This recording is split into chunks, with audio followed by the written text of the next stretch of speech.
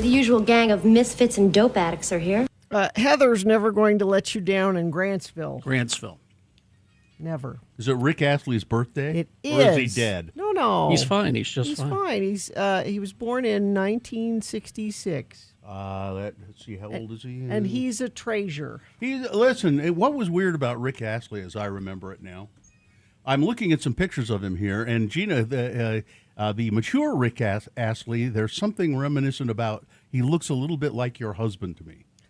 You mean he's a handsome man? Kind of, I mean, yeah. But it's if you look at the current pictures bit. of him, just there's a little, you see what I mean? And this makes me like him even more. But the weird thing about it was, when he sang that song, he looked like a child. He was a child. He was so young looking, and then that voice came out, never gonna give, what the hell? So this, that Carrie's playing right now, is 3 years ago at the Glastonbury Festival. He covered Highway to Hell. And played the drums. And the crowd went nuts. Sure. For Rick Astley.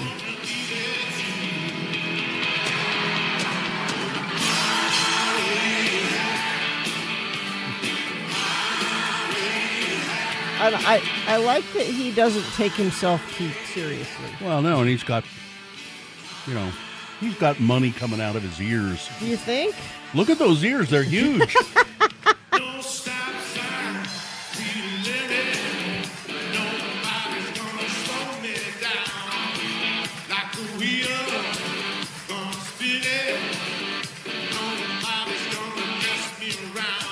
Rick Astley, man. He's 60. Yeah. Well, he was a thing, and he's been married to film producer Lenny Bausager since 2003. They met when she was working as a promoter with RCA, and she's now a film producer. And their daughter has a master's degree in fine art. Wow. And is a garden designer. Okay. A garden designer. Did he have even a close hit after Never Gonna Give You Up? Yes. I can't think of it, whatever it was. Together forever. Yeah. Oh, yeah. I was going to say, it sounds very similar to... There it is. Yeah. Do you know what? I actually kind of needed this today, because these are feel-good, silly songs. Because we had contemplated doing a song that we would be negatively farting around about.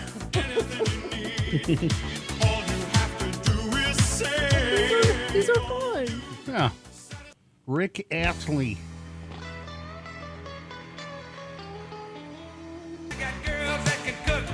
There we go.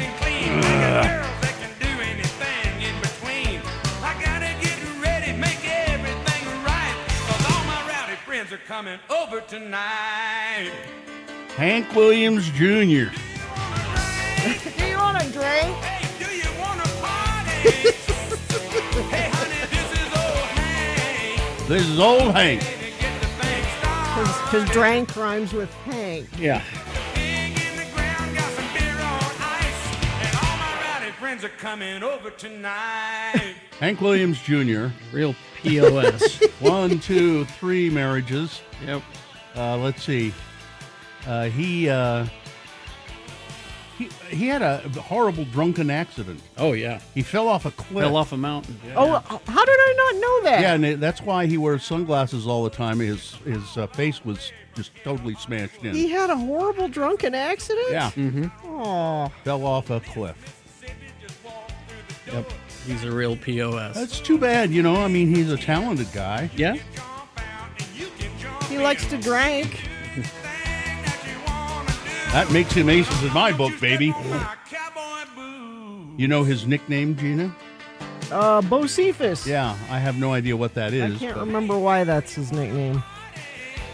I'm actually kind of ashamed. I know that that's his nickname. Oh, Bocephus was a nickname given to him by his father. Hank Williams Sr.? That would be it. Now, then there's Hank Williams III, who's sort of a rocker, right? Yeah. I don't know much about him, but other than he's been around. He's on the fringes. Yeah. He, I think he doesn't hold truck with his father much. Well, his father's been dead for a very, very long time. Hank Williams Jr. No. No. No, I mean I thought you were talking no, about I mean the third Okay. doesn't have Hank much Williams to, Jr. Yeah, doesn't have much to do with Junior. Yeah. Which is probably a good idea. Because Hank Williams Jr. is a real POS. Yeah, he's Isn't he dead too? He's dead too, isn't he? No. I know he's in a coma somewhere, probably. Oh, wait a Oh, minute. he's 76. He's Yeah, not dead. Yeah, he's still around. Let's see. Not dead yet. Politics. He recorded a song, "This is Bush Cheney Country." Yeah. And, he did not care for. No. No. He does not care for the liberals. No. Yeah. You know, you can be country and care for the liberals. Sure, there are liberal cowboys. Sure. You don't. Although if you listen to Donald Trump, Democrats, I don't think they. Was he talking to the prayer breakfast? As he said, Yeah. Democrat. I forget how he put it. It But was they're- horrible. But Whatever. essentially, they never do anything spiritual. Yeah. You wouldn't have religion. Yeah. If- They never vote for anything. Yeah. You wouldn't have religion if the Yeah. Democrats were in charge. You know, there was a video of pictures of Joe Biden going to Mass every Sunday. Yeah. Every Sunday. Oh, well, that I've was- never seen just a for show. picture of... But that was boring. That See, was boring? That was Oh. boring. We couldn't click on that. We couldn't rage bait that. We couldn't monetize the clicks. Listen, you guys. Joe Biden did that just for show. The rest of the time he was talking to the devil. He was. I kind of want to go back to Rick Astley. Never gonna give you up. After all that, I kind of need a little... I need to Rickroll this farting around is what I You need. need to rickroll it. That is what I need. What you need is video of sleepy kitties. There's a sleepy car. Well, let's have the next 3 hours of Carrie describing the video to us. You need sleepy kitty videos. That's the only thing that will help you today. All right. Okay, let's continue. This has been Farting Around with Carrie, Bill, and Gina on X96, Radio from Hell. All right. This thing about Hank Williams Jr. is rather kind. It says he had a severe mountain climbing accident. No. He He fell off was a drunk cliff. and he fell off a cliff. Fell off a mountain. 877-602-9696. That's the number to call and talk to us. You can chat with us. You can say good morning. You can check in with us. 877-602-9696. We like to hear from you in the morning, so make it happen. You can also text us 33986.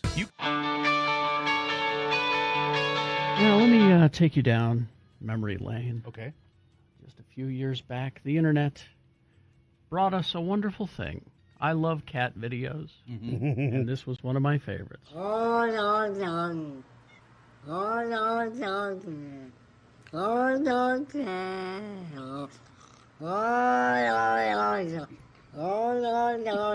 a cat. That's really a cat. It's really a cat. house cat. A house cat who appeared to be speaking Yeah.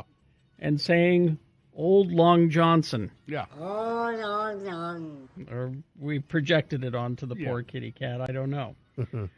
Well, people remember that. Very well. And 4 different people sent me this morning because this is the latest. Another one, huh? Well, this is a combo. Different cat? This or- is a combo platter. This is a different cat. Okay. And it's a guy who is a musician who calls himself the Kiffness, Kiff, the Kiffness. Okay. So he's taken some talking cat samples and turned it into a song. All right. So I don't know if you're ready for this or not, but here I'm we not go. sure.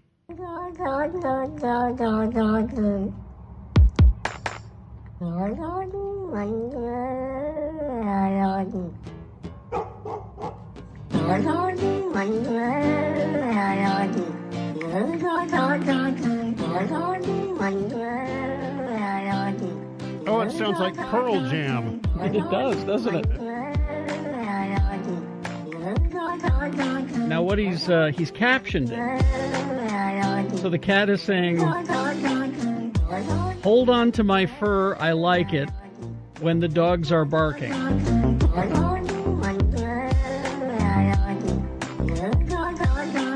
Yeah, I hear that. Did you hear that? Okay. So then he's taken his synthesizer and he started doing some samples. And, you know.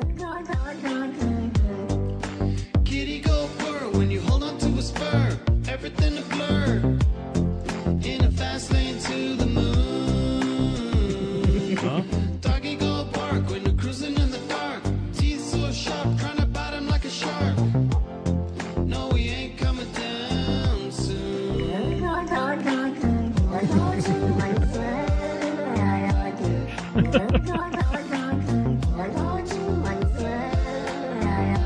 So there you go. You could hear Eddie Vedder doing that. Hold on to my fur, the dogs are barking.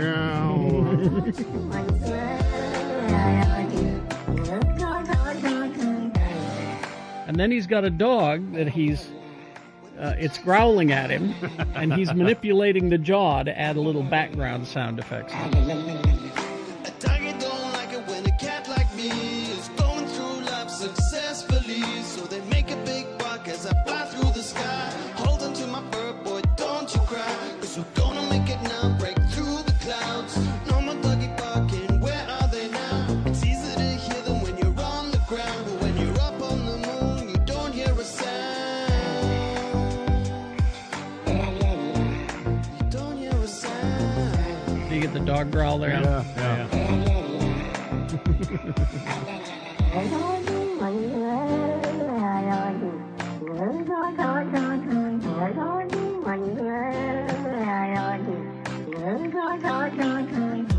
Here's the thing. I know you may not think of this much of the song right now, No, I but don't. I guarantee you, 4 hours from now, in your head, When the dogs are barking. When the dogs are barking. hey, I promise you, if this goes viral, like Interscope Records will sign this guy like that.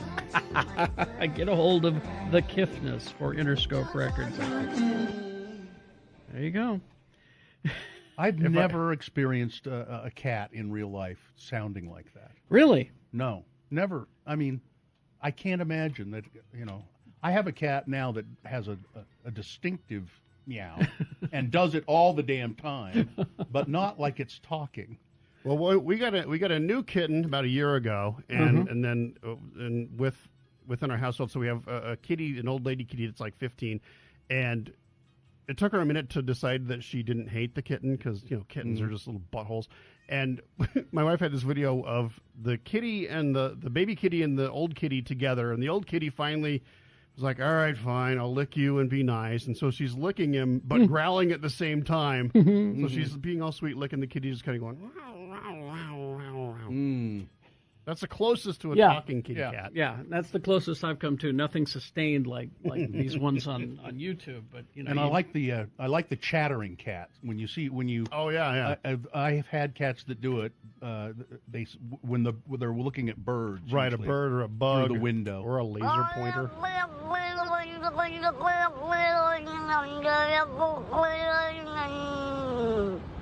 that's a cat. All right. No. Yeah.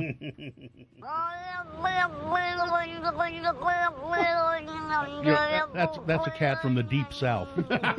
It is a southern cat. Yeah, it's a deep from the deep south. It is a southern cat. Yeah. It is. Yeah. There you go. Remember there was a South Park episode where they had the They old used Long this. Johnson kitty cat.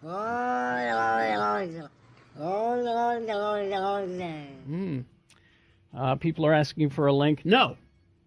I'll just tell you, it's if you just go to YouTube and look for "Hold On to My Fur" talking cat song, it'll come up. Yeah. Or any Pearl Jam song. Or It's the same. Any Pearl Jam is good. Kitty Vetter.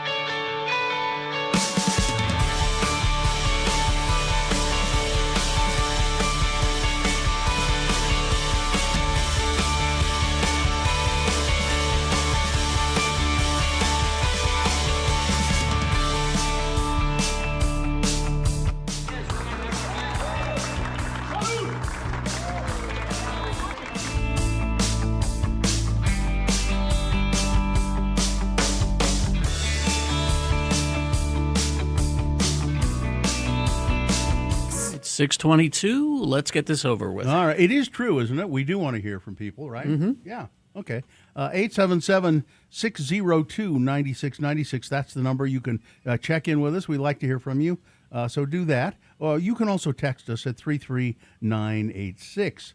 The moon is 77.3% of full, the waning gibbous moon. Let's see. The moon will set today at what time? I don't know. A little later. Other time. Yeah, I've lost the thread of the moon thread. This is Friday. It's the sixth day. Yeah, Yeah, it's the sixth day. Sixth day of February in the year of our Lord 2026. It's National Working Naked Day. Well, I'm not doing No, that. but I don't think you will see one naked person in an office today. I don't know why they have this day. It's beyond me. National Frozen Yogurt Day. Frozen yogurt was kind of a thing at one time. Oh, Is yeah. Is it still a thing? Yeah, TCBY, sure. I mean, do people still Yes. like frozen? Do you like frozen yogurt, Gina? Yeah, I mean, I don't seek it out, but if it's around, I will have some. I'm surprised that you would have some. Because, it's like cultured. It's mostly like ice cream. It's ice cream. It's Bubblegum Day, National Bubblegum Day.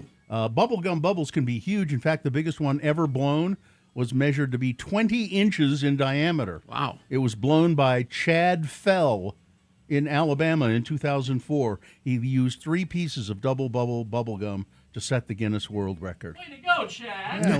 Yeah, nicely done. And it is National Chopsticks Day today. This is an all-new edition of the show for people who feel like hell in the morning. It's the Radio from Hell show, starring the Lords of Morning Radio. It's Kerry Jackson right there, putting on his hat in that ceremonial way that he always does. I'm Bill Allred, not standing on ceremony at all. Gina Barberi over there, a Lord of Morning Radio as well. Katie for short is our excellent producer behind me there. Hi, Katie. Dawson is here helping in the booth. The dog is asleep. Vax is asleep in the booth. And I think Hudson is probably asleep at the desk in the back. There. All right. Everybody's accounted for. Let's begin then. Let's begin with Casey. Casey, where are you calling from? Good morning, Lawrence. I'm calling from Sonoma, California. Oh, wow. Yeah, what's going on there? I moved out here a couple years ago with my wife. This is where she's from. But I still get up every morning to listen to you guys. Now, The show would never work outside of Utah. now, you don't get up just to listen to us. Tell me you have to get up for some other reason. No, just to listen. Wow. The dog gets lost, but, that's what we're doing right now. All right. Casey, do you have a job there in Sonoma? I do. Well, I work in the Bay Area for a startup. I know, very original. Yeah. Yeah. You've been having some earthquake activity, I understand there. All right. Yeah, it's been quite a lot. But it's kind of interesting and fun for me. But I know a lot of folks out here are concerned about it. So it doesn't scare you. It's just kind of fun. Yeah, It's like a they're ride. very small. Yeah. Yeah, I was out there in Sonoma for the Authors Festival last year, and I have family trying to get me to come out again this year. That was super fun. and everybody here is everyone's getting ready for the Bottle Rocket Oh, yeah. Festival in Napa. the Bottle Rocket Festival. It's a big concert. Well, Casey, thanks for keeping us with you, even though you've moved to Sonoma. And spread the word out there. Get other people listening to us, will you? Always proselytizing. All right. Thank you, Casey. Casey. That's a good Utah boy. We need a vintner. All right. We'll see you later. Well, thank you. Bye-bye. Let's see. Dave of Westbrook checking in. Radio from Hell just rickrolled us. So if Casey can call us all the way from Sonoma, surely you can call us right here in the Valley, 877-602-9696. Dirty Cliff just along for the ride today. Where are we going and why are we in this handbasket? It's hell. It's really, it is. It's hell. Ed's friend Andy, after a week of showing up on time to check in, you rickrolled us, you bastards. Let's see. Excellent Friday. Egg from Ogden. San Diego Eric, Troy of Riverton checking in. Kelly and the Shih Tzus from Centerville. Sketchy Blake of Ogden. Let's see. Are we whining today or whining? No, well, both, actually, probably. Well, we're whining for sure. We will have some sort of a beverage. Jimmy will be here. Jimmy Santangelo. Yeah. Mermaid Angie checking in. Jamaica John. Maybe that should be your sign-off. I'm feeling good and silly. Mixer driver Shane from Orem. Ogden Oscar checking in from Terre Haute, Indiana. First time in 10 years that Indiana has more snow than Utah. Yep. 1 foot of snow on the ground, 20 degrees here. Enjoy it. Yep. Mike in Nashville, happy 5th Monday. Batchman Justin. A.R. Lugumbi checking in. There's nothing to get the blood angered up like getting rickrolled first thing in the morning.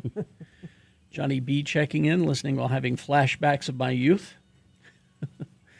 Meshach of Erda, Dr. Neil, Mikkel of Reno, Sleepless in Sandy. Oh, I like this one. This one's for you, Carrie. Shout out to all the Spanish Fork High School kids and their peaceful protest yesterday. I was especially proud of the kids whose response to the truck with MAGA flags driving by to roll coal on their faces saying, hug you, on their faces, but they said, we love you. You know, there were protests at BYU. Oh, really? Wow. Yeah, because their ICE agents were there at a They were job there? fair. Oh. Jello Salad Annie, Assistant Principal Joe from Clearfield High, Go Falcons. Chef Roy checking in. I refuse to work naked today. Thank Oh, God. come on. No, you don't want to see that. Cement Dave says, I will not be working naked. I have delicate skin. Kira and Andy checking in. Tristan from the most west of Jordans. Monty Video Mailman reaching out today after being mentioned 2 days in a row. Hey, Monty. Good morning. Part-time checker inner Johnny Hash checking in. Don't mean to brag, but I'm going to work naked underneath all these clothes. Tim the Tree Guy checking in. Right Wing Wade has some traffic for you. Quinn the Barber, Mrs. Cole, and the boys. Looks like everybody's here. You okay? Let's begin. Traffic, please, Gina. Yeah, Wade says checking in from I-15, both lanes and directions moving well. Thanks, Wade, for that. Do have one thing from UDOT. They say there's a crash northbound Mountain View Corridor 78 South in West Jordan that's blocking all lanes. So that's significant. If you're stuck there and can confirm, I would appreciate it if you did that. 33986. All right, we're going to take a break, play a song, and then for you, it's Big Boy News and Frank Christ Presents The Dead Celebrity Game. Sean Means reviewing movies at 7 o'clock. Boner of the Day after that. Jimmy the Wine Guy, Jimmy Santangelo, coming up at 7:45. Beat Gina on the way. Full day. So let's get to it. Shall we? Stand by. I could have maybe had better boner candidates. Oh, those are good. Why? Well, I mean, listen. Listen. I mean, I still have in that. So I have a little file that says "boner on deck." That's where I put the ones that I'm. That's where considering. they're warming up. Okay. Yeah, that's the ones I'm considering. Listen to some of these titles, and then maybe I'll tell you about a couple of them. Woman names newborn son methamphetamine rules. That one kind of speaks for itself. Yeah, well, it's not what you think. Oh. Yeah. Woman spreads dead brother's ashes in a packed club pool in Ibiza. Police officer... No, I don't want to do that one. How about Gilbert Arenas podcast slams Utah. Moved the Jazz to Seattle, he says. And it's pretty... It's just him slamming Utah. Okay. Aussie man fined over $2,000 for taking his pet python surfing. I have questions. He was just on a surfboard and the python was around his neck. And so he's like, Yeah. oh, look at me. If you fall and the python Yeah, that's why he got falls- fined. Exactly. Yeah. Teen dresses up as married woman to rob bank. How do you dress up as a married woman? As you can see, I'm married. I'm a giant. I'm here to take money out of my husband's account. I think that's exactly what he did. My husband. Yeah. Teacher cuts girl's hair without permission. Now here's one you really might want to hear this one. Okay. Trump aide Cassidy Hutchison claims Rudy Giuliani groped her on January 6th. I believe it. Yeah. And you want to hear? I saw the Borat movie, so, you know. You want to hear any of these? How about let's woman names newborn son methamphetamine. Yeah, when you're saying it's not what you think, Yeah. I'm curious what that means. Yeah, and I've had this in the file for a few days. It's New South Wales, Australia. An Australian journalist, Kirsten Drysdale, is currently in a newborn bliss bubble, having recently welcomed her child with her husband, Chris. There's just one problem. Her son's legal name is Methamphetamine Rules. What? The New South Wales... Well, that's just too hard to spell. He's going to have a hard time in kindergarten spelling. Well, they call him MR. The Registry of Birth, Deaths, and Marriages. Now, see, so you think, oh, well, she's the boner candidate, right, for naming her kid? No, that's not where it is. The registry let the name slip through the cracks during its submission process, despite offensive terms being prohibited. A spokesperson told News.com that they've since strengthened their system to avoid it happening again. Okay, mistakes happen, but why would Drysdale name her child Methamphetamine Rules to begin with? She is a TV presenter and been working on a story which aims to investigate the answers to viewers' burning questions. One of them was, what can I legally name my baby? While researching for the story, the heavily pregnant Drysdale was trying to decipher what the register default names a child if a parent's first submission is rejected. Okay. And she wasn't getting a clear answer from the government. She was about to give birth. She decided this was perfect timing to take matters into her own hands as part of the story. Okay. We thought, what is the most outrageous name we can think of that will definitely not be accepted by the registry? I see where this is going. It was really just a lighthearted, curious attempt to get an answer to the question. Thought for sure Yeah. they're going to reject this. Well, imagine Ms. Drysdale's horror when her initial outline submission listing her son's fake name was approved very quickly.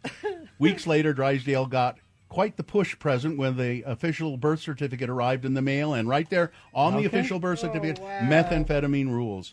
I don't know how this slipped through, said the manager of the registry. I don't... Possibly they thought methamphetamine was a Greek name, said the reporter. They haven't really given us a clear answer how this happened. Hi, So, my name's Methamphetamine Rules, but you can just call me Meth. It's That's interesting. I know, and so the registry would have been the boner candidate there. I don't. So now I'm going to have to, and then the Rudy Giuliani one is just.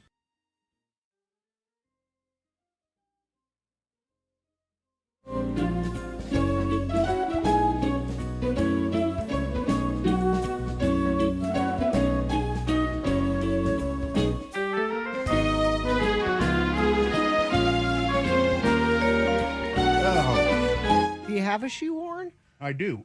Do you use it? No. Oh. No, but I do have one. I got. It's a long one. Yeah, I got a long one that I stole from a casino in Vegas.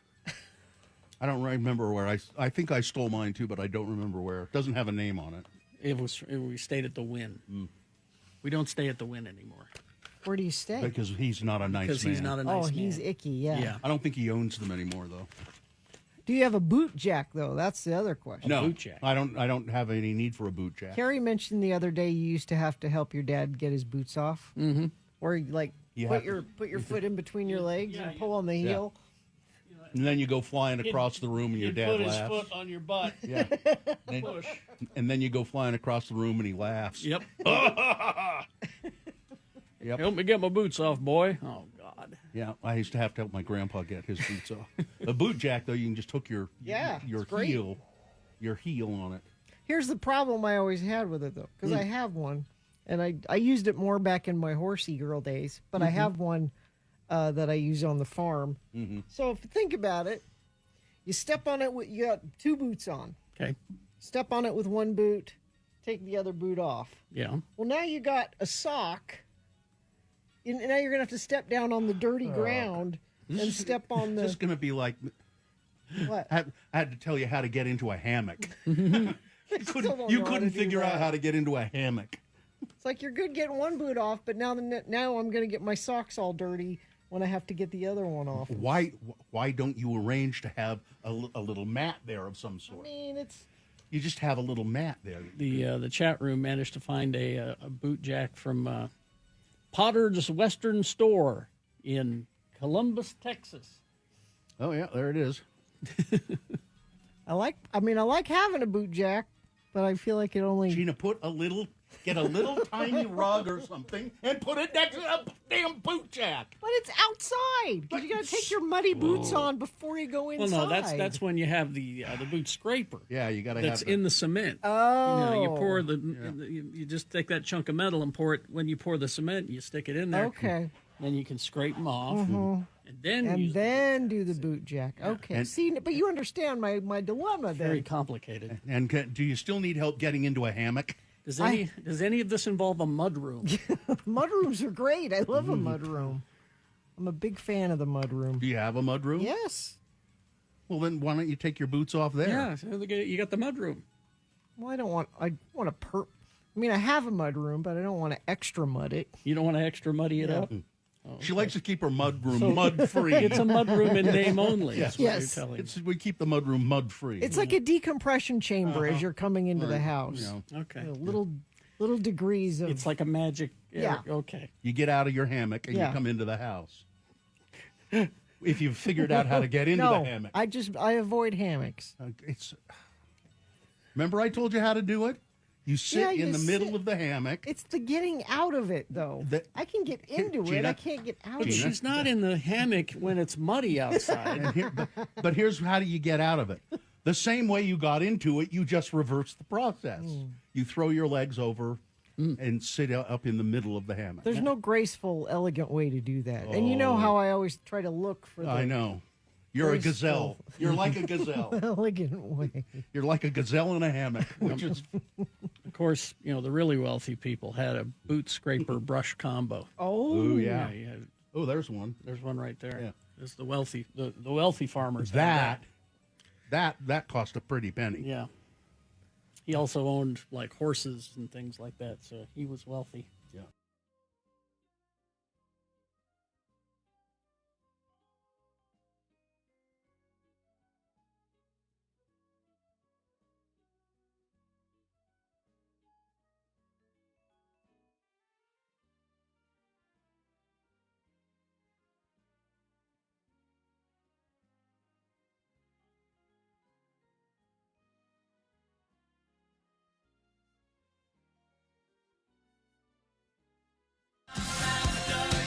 All right. 6:39. Time now for Big Boy News and Opinion Window. Right after that, it's Frank Christ Presents They're Fine, They're Just Fine. Dead Celebrity Game. Giving you a list of 4 celebrity names. 3 of the celebrities on that list are just fine. One of them is dead. If you pick the dead one correctly, you're going to win what? Tickets to experience the electrifying adrenaline rush of PBR, Pro Bull Riding. It's tonight and tomorrow at the Delta Center. To get those bull riding tickets, if you call 877-602-9696 and play the Dead Celebrity Game with Frank Christ. Coming up after this Big Boy News and Opinion Window. 877-602-9696 is the number to call to get those tickets. News now brought to you by Pro Bull Riding. Oh, okay. Thank you very much. And always remember, don't ever forget. The views expressed on X96's Radio from Hell show do not necessarily reflect the opinions of Broadway Media, its management, owners, or advertisers. This program is intended for mature audiences. Parental discretion is advised. Bill Nye. He's the science guy, you know. Mm-hmm. Not a scientist. Science guy. He's just a science guy. It says here he's a science educator. I think he's self-taught.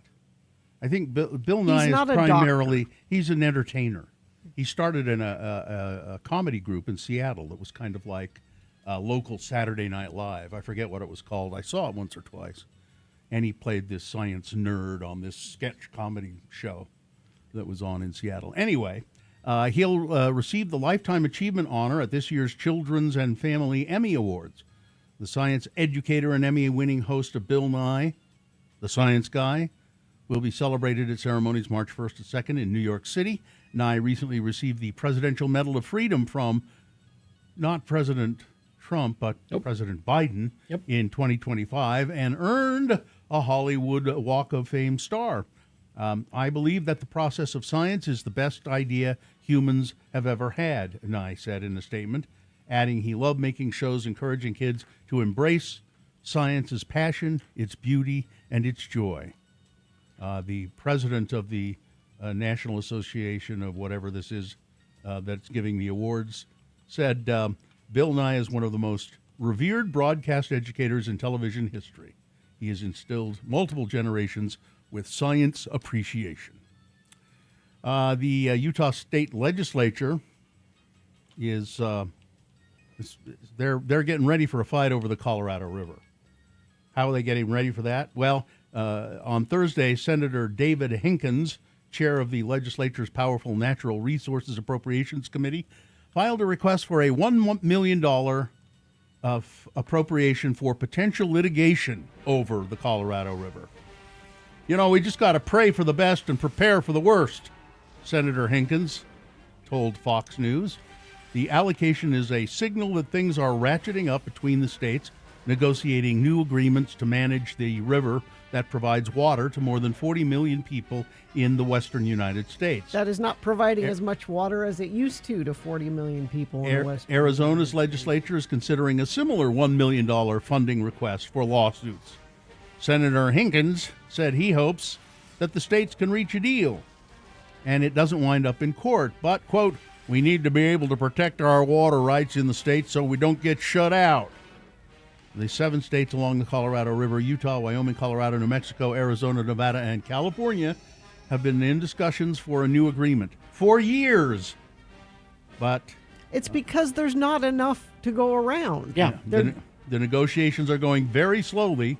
Upper Basin and Lower Basin states are trading jabs and demands that each side make the deeper cuts on who gets what out of the river. It's the Interior Secretary Doug Burgum, oh God, summoned the governors of the states to a summit in Washington, D.C. in hopes of reaching a deal. Governor Spencer Cox left the meeting optimistic, of course. A deadline set by the Trump administration for a framework agreement is February 14th. They've warned that if no deal can be reached, they may start making decisions that the state won't like. People who live along the river are very nervous about it. Mm-hmm. Farm communities are worried.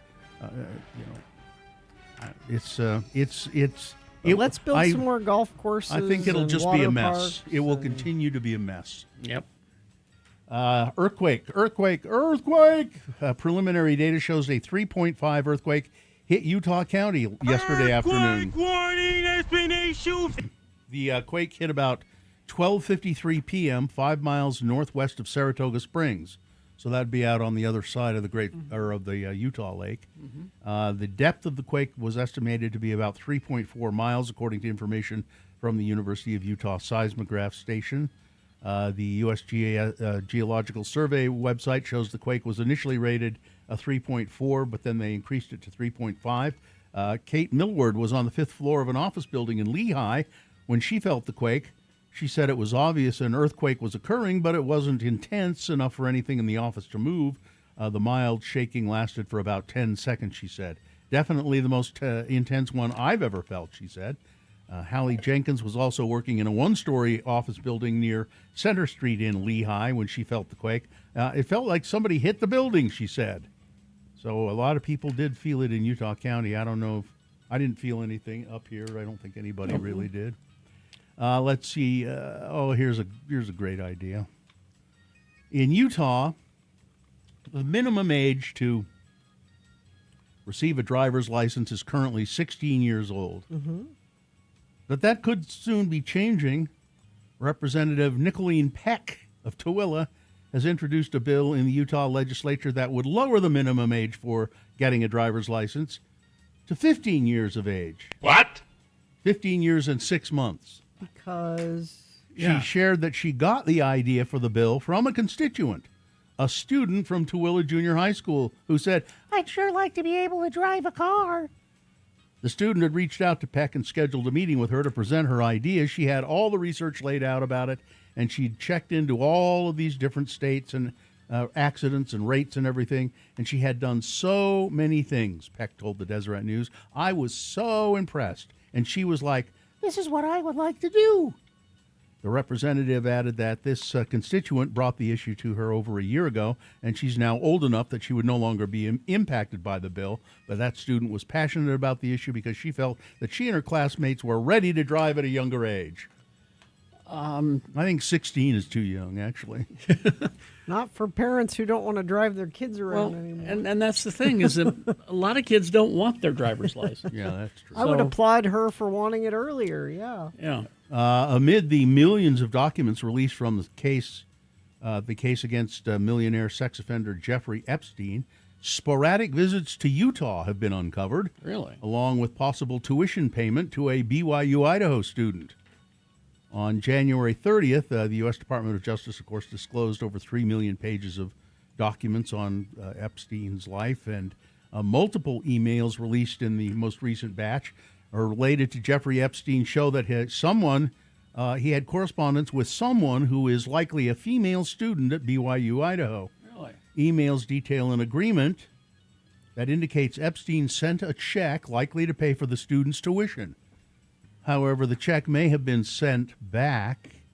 It says, my aunt, and then the name is redacted, said that you sent a check to BYU Idaho, and it was sent back, the student says. A different email sent to Epstein just days later indicate that the payment was in fact made. I'm so thankful for your willingness to help so-and-so. She will do well in school and make all of us happy. The second email subject line says, student name, BYU Idaho. BYU Idaho didn't respond to requests from ABC4 for a statement on it. And then also in another email, Darren said that you liked the Stein Erickson. It still has suites available. A 2016 email to Epstein read, would you like me to make a reservation for Park City?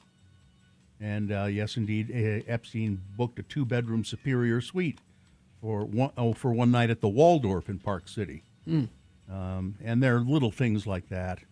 He made a lot of phone calls to a Provo number in February of 2004.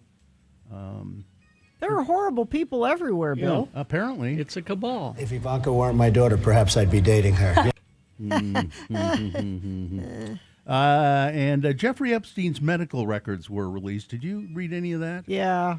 Low testosterone levels appeared to have been cryogenically frozen. He had also frozen his sperm. A urology test showed he had well below normal testosterone levels in 2016. And Epstein said, yeah, it's been that way for about 10 years. And then he said he didn't want to do anything about it. And then he talked about his sleep pattern not being good. Oh, yeah, that's terrible. Poor guy. And what else did he? Let's see.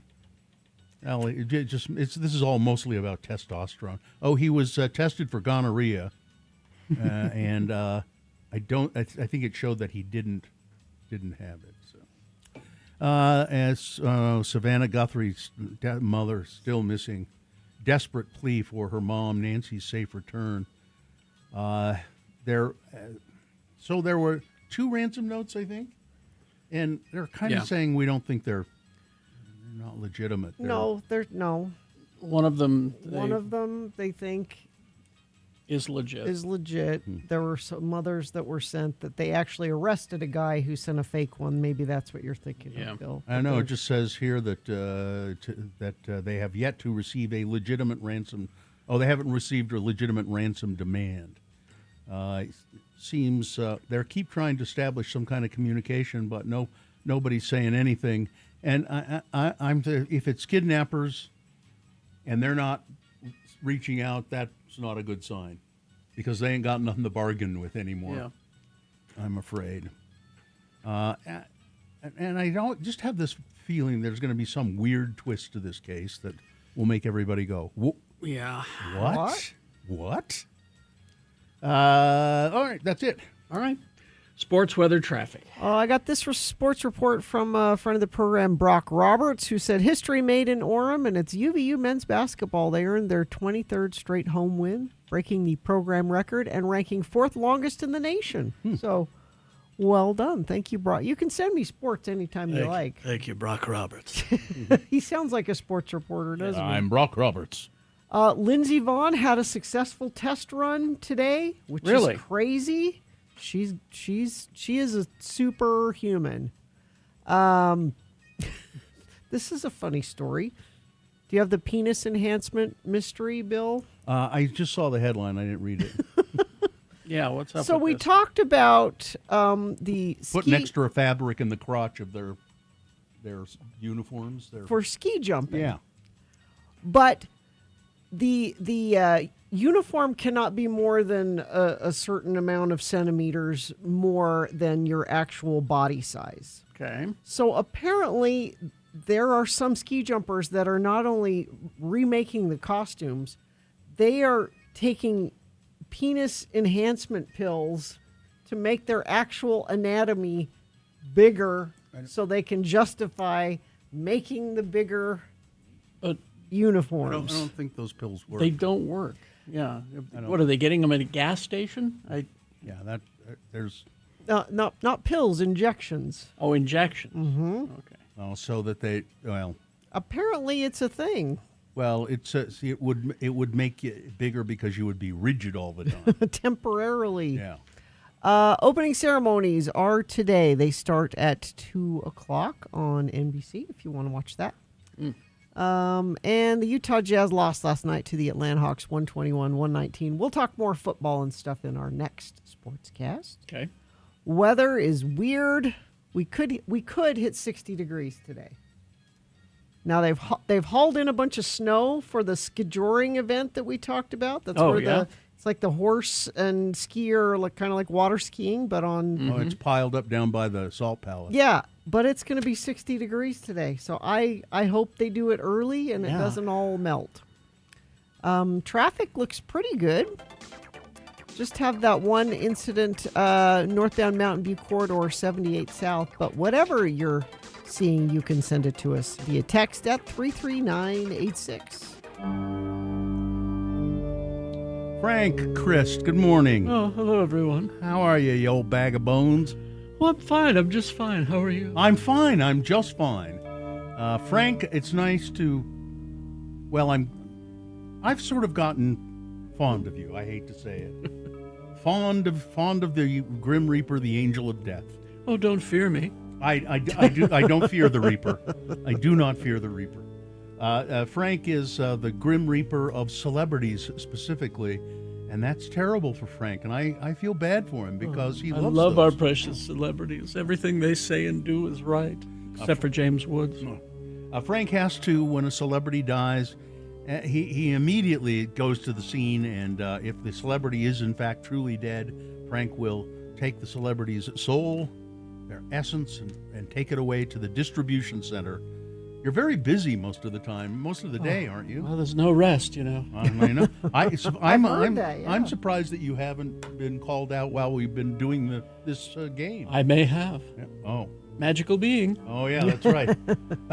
Frank joined us to play the game we call Frank Chris Presents. They're fine. They're just fine. Frank gives me a list of actors, 4 actors. 4 of them, 3 of them on the list are. Oh, they're just fine. But one of them. Oh. Frank is taken.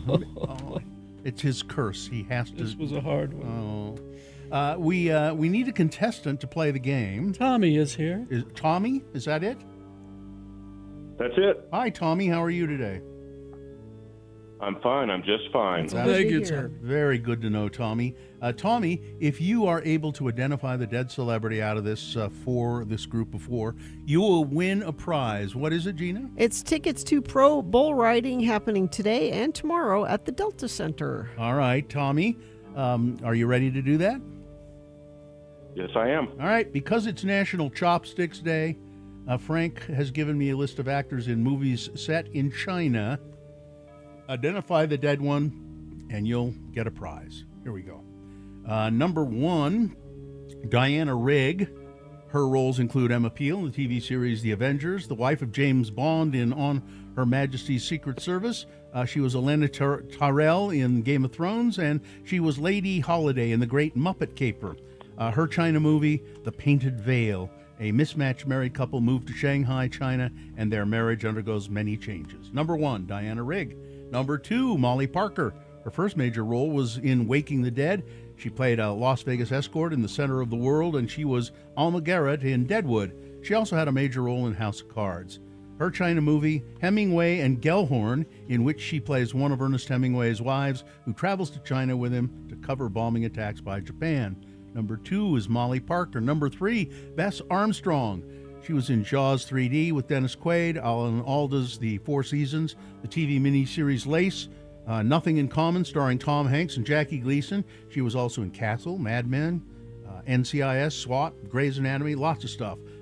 Bess Armstrong was in High Road to China with Tom Selleck. And number 4, Stephen Lang, best known for roles in Manhunter, Gettysburg, Tombstone, Gods and Generals, The Men Who Stare at Goats, Conan the Barbarian, and Don't Breathe. His China movie was Mortal Engines, a steampunk post-apocalyptic film 1,000 years in the future that takes place in what used to be China. Number 4, Stephen Lang. 4 celebrities, one of them dead, Tommy. Which one is it? I want to say Molly Parker. No. You want to say that, but you shouldn't say that. Yeah, don't say that, okay? She's Don't fine. don't say that. Let's give you another chance to see what you might want to say. Would it perhaps be? Would it be Stephen Lang, or maybe Bess Armstrong, or maybe Diana Rigg? I think it's Diana Rigg. Yep, it is Diana Rigg. That's what you want to say. She died in 2020 at the age of 82. Too soon. There you go, Tommy. You've capitalized on Ms. Rigg's death and won a prize. Congratulations. Thank you. You're welcome. Hang on, Tommy, and Katie will help you out. I wanted Diana Rigg to know it was me. Thank you, Frank. Well, I've got to go check on Mamie Van Doren. Oh, No, really? surely she's dead. I thought she was gone a while ago. 95 today. Oh, my. Still looking great. Mike Farrell, 87. Not looking so Not great. looking so Probably good. not so I get good. the feeling it could be his year. Goodbye, everybody. Goodbye. Goodbye, Frank. Just that accident northbound Mountain View Corridor 78 South in West Jordan is the only thing that UDOT is reporting, and you haven't reported anything, but you can if you see something. Let us know what's happening out there, 33986. All right, KXRK Provo. Sean Means will be here after these messages to review the movies opening this weekend. Stand by. Other Dan on Radio Pup finally has a sponsor. It's Zero Res, and this time of year brings a lot of dirt and things through your house, damaging your carpets. Vax says book your carpet cleaning appointment today. Not only do you get the 4th room free, but your animals will thank you with extra love. Go to zerores.com today.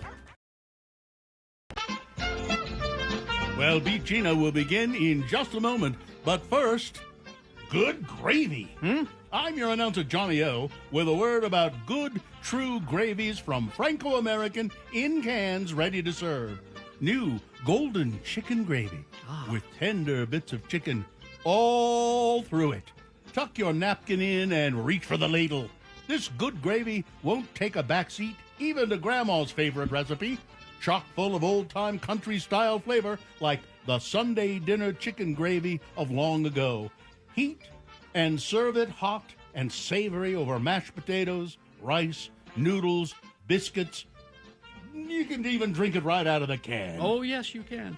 Better keep a couple of cans around. This one gets called for all the time. And now, here's one who gets called for all the time as well. And he's a man who knows and loves his gravy. Your host, Kerry Jackson. Sauce à poulet. Delicious. All right. The randomizer has picked a contestant, Gina. You'll be playing against James today. James, are you there? I am. All right, Hi, James. We're going to toss a coin to see who goes first. It will give you the advantage in the game. You call it heads or tails. Tails. All right, see what happens. It is heads. Oh, you're going to have to work for these Fan X tickets. Terribly sorry, James. That means Gina goes first. First question is for her to answer on her own exclusively. Multiple choice pop culture trivia. If she gets it correct, she gets the point. If not, James, I'll allow you to answer the same question, so pay attention. If you answer it correctly, you will steal that point away. We'll go back and forth till one of you gets 3 points. All right, so, like I said, this is just kind of all over the place here. Pop culture trivia. Gina, which famous director was upset that Drew Barrymore posed for a Playboy cover? Was it 1, George Lucas? Was it 2, Ed Wood? Was it 3, Alan Smithy? Or 4, Steven Spielberg? Well, Steven Spielberg is her godfather, so I'm guessing Steven Spielberg. Correct. Point for Gina. Yes. There we go. Now, James. James, who is Hugh Hefner buried next to? Who is Hugh Hefner buried next to? Is it 1, B. Arthur? Is it 2, Farrah Fawcett? Is it 3, Marilyn Monroe? Or 4, here lies good old Fred, a great big rock fell on his head? I'm going to say Marilyn Monroe. Correct. There you go. 1-1. Back to Gina. Gina. Let's see. Let's E.T. trivia. Okay. The face for E.T. was modeled after what? Oh, all right. Is it 1, George Clooney, Tim Robbins, and a koala bear? I can see that. 2, Richard Nixon, Spiro Agnew, and the demon Pazuzu. 3, Walter Cronkite, Winston Churchill, and a snail. Or 4, Carl Sandburg, Albert Einstein, and a pug. In my mind, when you read those, the one that seemed the closest to me was number 3. Walter Cronkite, Winston Churchill, and a snail? Yeah. Well, no. No? No? I'm hitting the wrong button. That sounds Sorry. like it's right. No? Incorrect. There we go. Now you have a chance to steal, James. Let's go with D. B or D? D. D, Albert 4? Einstein? Albert Einstein, Carl Sandburg, and a pug? Yes, correct. All right. All right. James, you got 2 points, and you control the question. Yeah. And James, that's why I number them. I don't letter them because B and D sound the same. All right.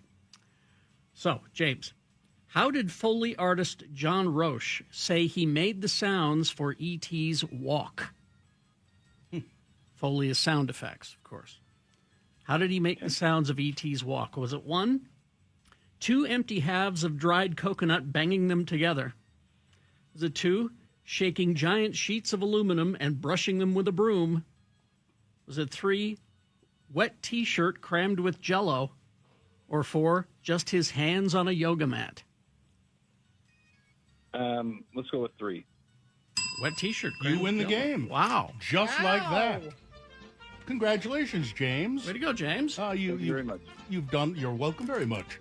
hang on the line and you'll get your prize. Go get those Fan X tickets. Listen, I've got to go. Mrs. Ola just called and she said the gravy train is home. Oh, my.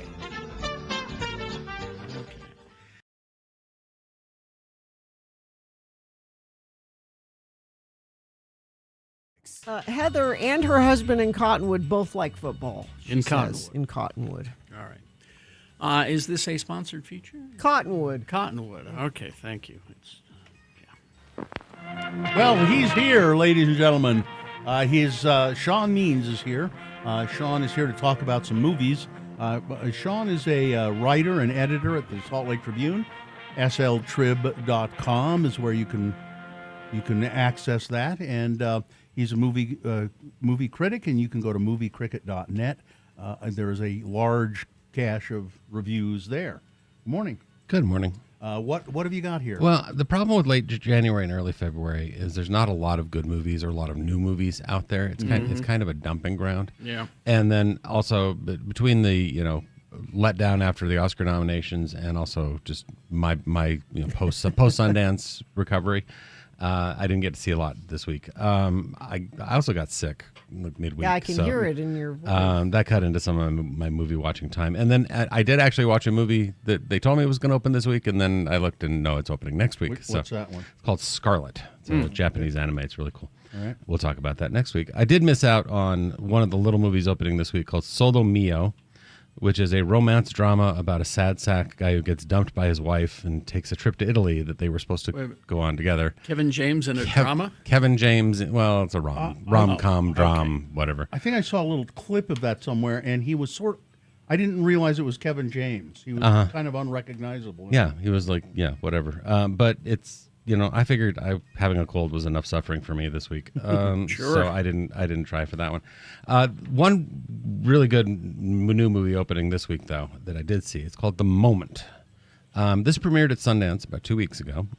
Stars the singer Charlie XCX, who plays a singer named Charlie XCX. Mm-hmm. This is sort of a fictionalized take on herself. It's a fake documentary that purports to follow Charlie as she's planning her world arena tour.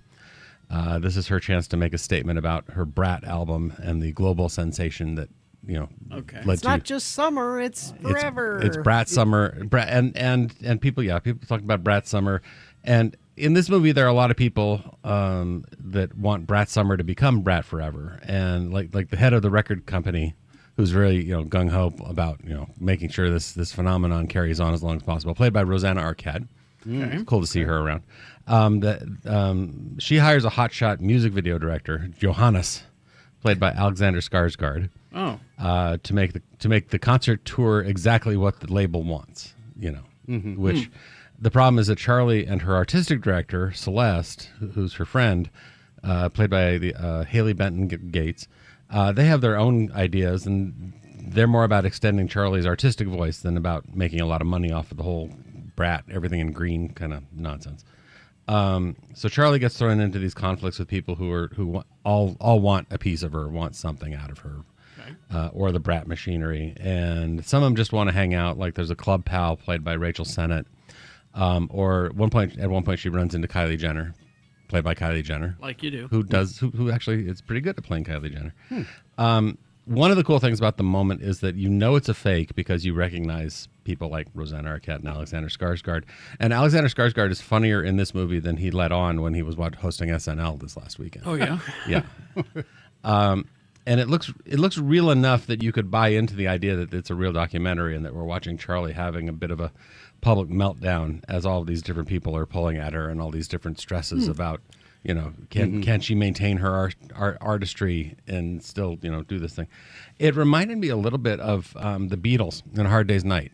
That kind of vibe, that kind of energy of giving people this sort of fake, real look behind the scenes, which also allows Charlie to sort of be a slightly more fascinating version of herself, and sort of playing with the levers of image manipulation.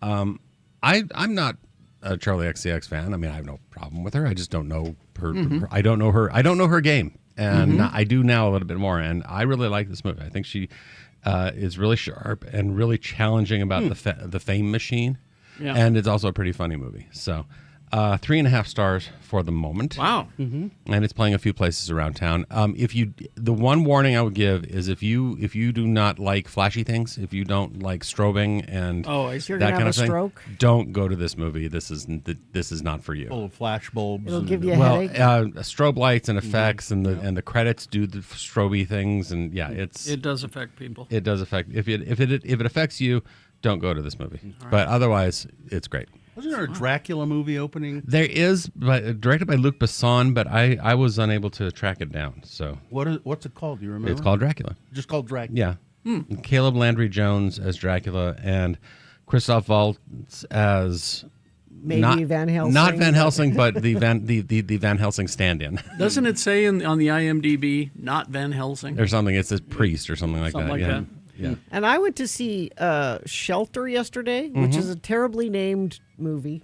Yeah. It's very, very, very, very generic. But it's Jason Statham, and I was surprised. I was expecting, kind of by the numbers action Jason Statham. It's better than that. There's a girl in it who's the same girl that's the daughter in Hammock. And you said she's in a couple of other things. She's a great actress. If you're looking for a little piece of candy, and I know, Carrie, your wife likes Jason Statham candy. It's good. Now, what do you make, Sean, of the phenomenon of iron lung? I think it's hilarious that a movie that a YouTuber made for $3 million on his own dime did better at the box office than Melania, and almost beat out whatever last week's number one was. I lost track of what it was. I don't remember, but it was number 2 at the box office. My kids have familiarized me with Markiplier, as mine have. Mark Fishback, the YouTuber, and he's one of these watch me play a game YouTubers, which is a genre that escape the interest for which escapes me. Kids love it. Kids love it. Yep. Kids love it. I mean, I've watched it, and he's very entertaining. He's very fun, and it's because of him that I know anything about Five Nights at Freddy's. My kids don't play Five Nights at Freddy's, but they've watched all the videos of him and other people playing Five Nights at Freddy's. Yes. Right. So, I mean, I saw the movie because my kids wanted to see it because it's based on a video game called Iron Lung. Yep. And which is apparently it's a 20-minute game. And you go around and you shoot at stuff, and then at the end of the game you get killed. That's what it's about. That sounds like a video game. That's how video games work. And but it's only 20 minutes long apparently. And he's made a whole movie, and it wasn't horrible. Right. It took a little while to get there, but and he's the star of it as well. And he's not a bad actor. Right. I was just amazed at how much money it made. Now back to the Melania movie quickly. So this came from my book club yesterday, and I've seen this all over the internet, and I want to share it. Okay. This weekend, go to Netflix and watch the Michelle Obama Becoming documentary. Okay. It's a documentary based on her book, which was a great book, too, by the way. But we're trying to get Michelle Obama to have more views than the Melania movie. That's already happened. Yeah, that's something Netflix reported in this last week that as the Melania movie came out, there was a surge in viewership of Becoming on Netflix. So go if you haven't watched it, go watch Michelle Obama. This is called voting with your feet. Exactly. Yeah. There's another odd thing that happened. I read this morning, and who put out 28 years later, whoever the studio Searchlight. is. So they've pulled it out of theaters because it's not. They said it's not performing. Well, it's been out for a few weeks. It came out in mid January. So, but they made some comments about, well, we're just not going to have it in theaters anymore because nobody's going. That sounds like Disney just sort of cutting their losses, which they do these days. Let's see. Now we have next week a movie I'm kind of interested in. Good Luck, Have Fun, Don't Die. Yes, this is a horror comedy, I guess, sci-fi comedy about a crazy looking guy who says he's a time traveler and he needs to get together a group of people, random group of people to fight the AI menace before it destroys us all. He appears in a cafe in Los Angeles and says, "I'm from the future," and nobody pays attention to him. Well, and if you want an indication of like why people think he's crazy, he's played by Sam Rockwell. Exactly. Who's always good. Who's Always Yep, good. that's got that coming. We have next week. We have Goat, which is an animated movie about a goat who wants to play basketball. Oh, there's no rules against it. And be the greatest of all time. It's like other animals, but it's like the big. It's sort of like the rabbit in Zootopia. It's like going up against the big animals. This one is the reason this is getting attention is that it is one of the producers is Steph Curry. So there you go. And also Wuthering Heights. Yes. Sexy Wuthering Heights. Yep. Barbie and Hot Frankenstein. All right, there we go. Sean Means, moviecricket.net. Thank you very much, Mr. Means. Thank you. All right. Traffic, Gina, please. Had a pretty good commute this morning. I don't have any accidents to tell you about right now. Maybe you have something to tell us about. You do that via text at 33986, and I will pass it along. Big O Tires this President's Day. Buy 3 Big O brand tires, get the 4th one free. That's 4 tires for the price of 3 from Big O Tires, the team you trust. All right, boner candidates coming up. Here are the ones you'll be voting for today. Boner candidate number 1, come for the buffet and stay for the burial. Boner candidate number 2, Mr. Sticky and the battle over his buns. And boner candidate number 3, the racist in chief. Okay. Boners, big boy news, all coming up after these messages and a song. Stand by. We are going to pay you $1,000 to listen to X96 if you listen every weekday. Now, this is only going for another week, so you're running out of chances to try to win this $1,000. Listen at 7:15, 10:15, 1:15, and 5:15. We'll give you keywords, and then you'll text them to 508-777-1000. That's 508-777-1000, and you'll be entered to win. Every keyword means another chance to win $1,000. All the information at x96.com. Your keyword for this hour is Bucks. Bucks, B-U-C-K-S, Bucks. Text that to 508-777-1000 now to enter to win. Thank you very much. Okay. Zero Res. Okay, here's what you do. Today, Yes. call Zero Res. Wait a minute. Call Zero Res. You can remember this. You don't even have to write it down. 866-0-RES. All right. Or you can go to zerores.com. Okay. Schedule your carpet cleaning for next week sometime. Because if you're like my house, we're having a Super Bowl party. Okay. So there will be impact from that. Wing sauce. Wing sauce and things spilled. And so have that party without worry, knowing Zero Res will be here in a couple days and they're going to clean everything up just great. It's a great idea to do that. They'll come in, they'll use their patented technology to get your carpets cleaned the right way without the use of detergents or harsh chemicals. Helps them stay cleaner longer, safe for kids and pets, and fast dry times. Unlike traditional cleaners, Zero Res leaves your carpet dry in hours, not days. And right now, their special is $43 per room carpet sale. That's $43 per room carpet sale. Give them a call, 866-0-RES, or go online to schedule your appointment today at zerores.com. Sounds right.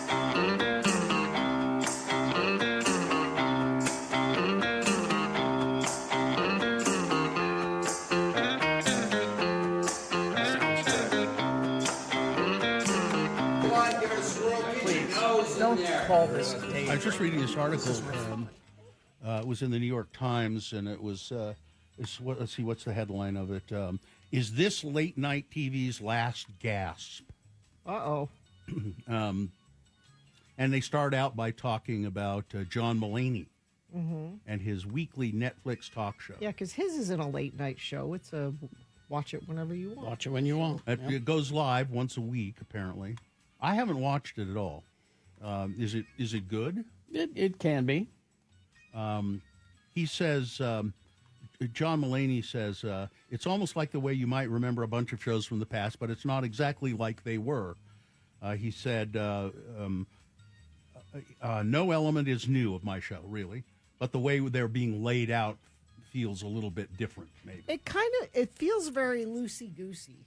It feels very, we don't know where this is going to go. Let's just sit down and chat. But he has guests, right? And musical acts and all that. It's a talk show. So it's a talk show.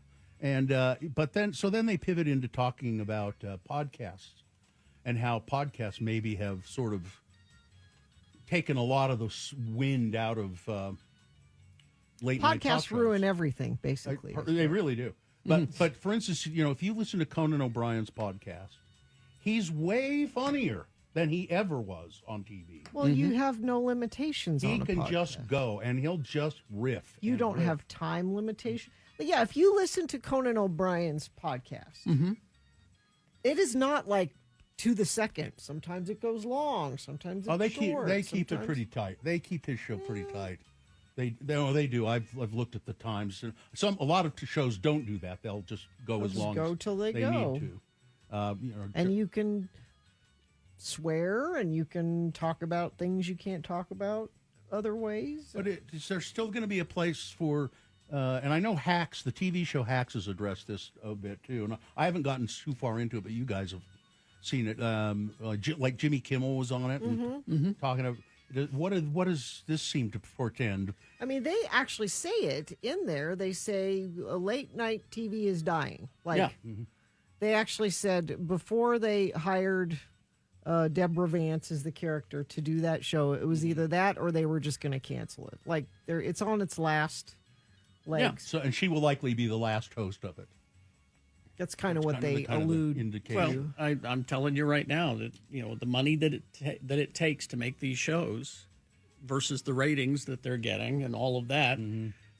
I think that once Kimmel leaves, that show will end. Colbert, I think that show will end. They When, won't find when the replacements. contract is up, Yeah. that'll be the end. But you could do it as a filmed podcast. Like I don't ever watch John Oliver. I do. Live. No. I mean, like his Last Week Tonight, I just watch it when I watch it. But that's like a late night. Well, show. that's the whole watching shows as their broadcast thing is also, I think, coming to That's an what end. I'm saying. Yeah. Like I would watch Stephen Colbert just whenever. But And it's- you can. But it's it's topical. It's news of the day. It's It's pretty much the same thing with Saturday Night Live. I probably don't watch it. I don't watch it very often, and I never watch it when it's on. I watch, but you catch up with it. and I know a lot. Most of the time, I just watch bits of it. It's I don't know. And and the same thing could be said for morning shows on radio. Sure. I guess I know there are going to be people listening to this via Later. podcast Yeah. later, and Yeah. and I appreciate that that's an option for people that can't listen in the morning, or maybe you listen to part of the show in the morning and catch up with the rest later. That's great. And it's too bad that it took people who were in charge so long to figure out that this was a thing that needed to be done. Maybe it wasn't that it should be done, but that it needed to be done because that's where people are going anyway. Well, we do a show and it needs to be available in lots of different ways for people. We're on YouTube right now. Hi, We are. See, say hi, Bill. Say hi on I don't want to YouTube. be on camera. Don't. Oh shoot. Okay. So if you guys are on camera, that's fine. Just never put me on again. Okay. But there are people that prefer to consume the show that way. I think you need to be available in lots of different ways. Yeah. Here's a text. I'm from a younger generation. Why is losing late night TV a bad thing? Well, I'm not saying it's a bad thing. It's just losing it's not a good thing. I mean, they're- appreciate the they're- commentary. I Yeah, they're appreciate enjoyable the- shows. Yeah, I mean, if you are from a younger generation and you don't watch it, then you don't know. You don't know what you're missing. But I don't watch them anymore. I used to, but I don't anymore. I used to make sure that I watched Letterman.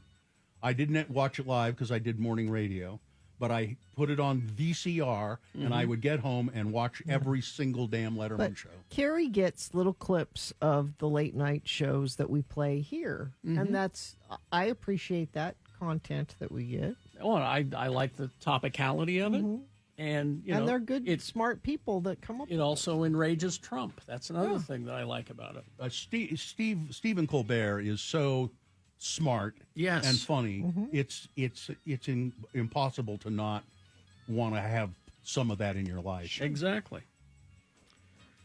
All right. But yeah, Hacks has been great this season, I think. It's always good. Well, you'll never get the old people to quit watching the broadcast of Law and Order and NCIS. Well, and that's where it's all heading. CBS is going to be all Law and Order. My mother-in-law didn't want to miss an episode of Madam Secretary. It's like those are the kind of shows that are just that's what older people like. Yeah, yeah.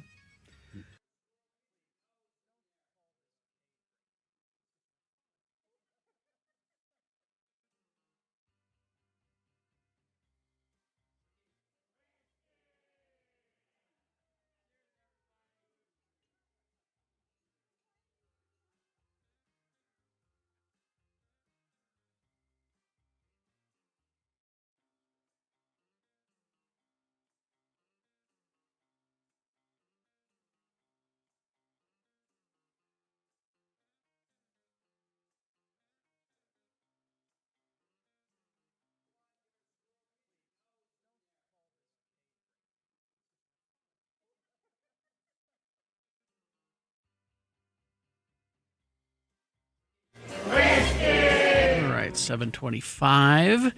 Time now for Boner of the Day. 3 news stories. These will be examples of bad, stupid, or funny human behavior. You will decide with your votes of these 3 candidates which one is the worst, which one deserves to be Boner of the Day. For today, February 6, 2026, we'll give you 2 candidates now, a third after the news. Once you've heard all 3, then you will vote. One of you lucky random Boner voters will receive. Can't buy it, gotta win it. Radio from Hell Boner t-shirt. Boner candidate number 1, come for the buffet and stay for the burial.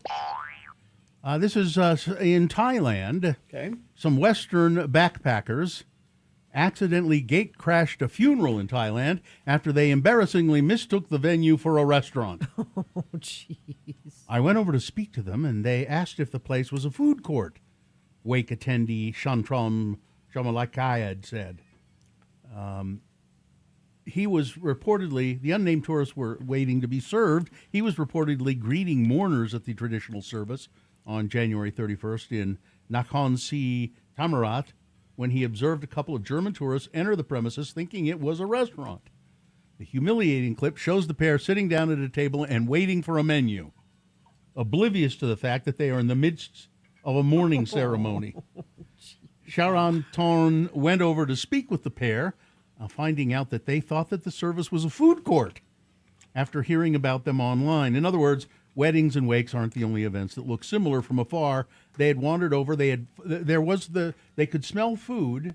Somebody was cooking something that was going to be served to the wake guests, guests, and they thought, oh, it's a restaurant.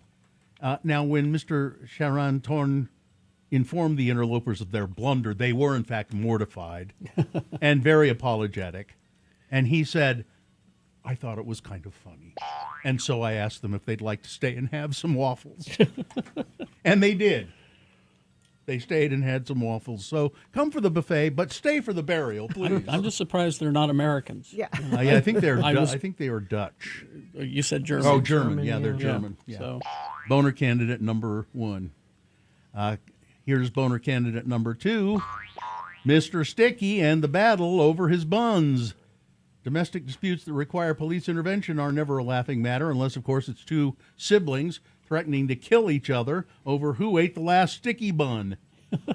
Police responded to a Williamsport, Pennsylvania residence to handle a domestic disturbance in progress. No weapons, no intoxication. Officers were told the confrontation began between the siblings over who ate the last sticky bun. They were threatening to kill each other.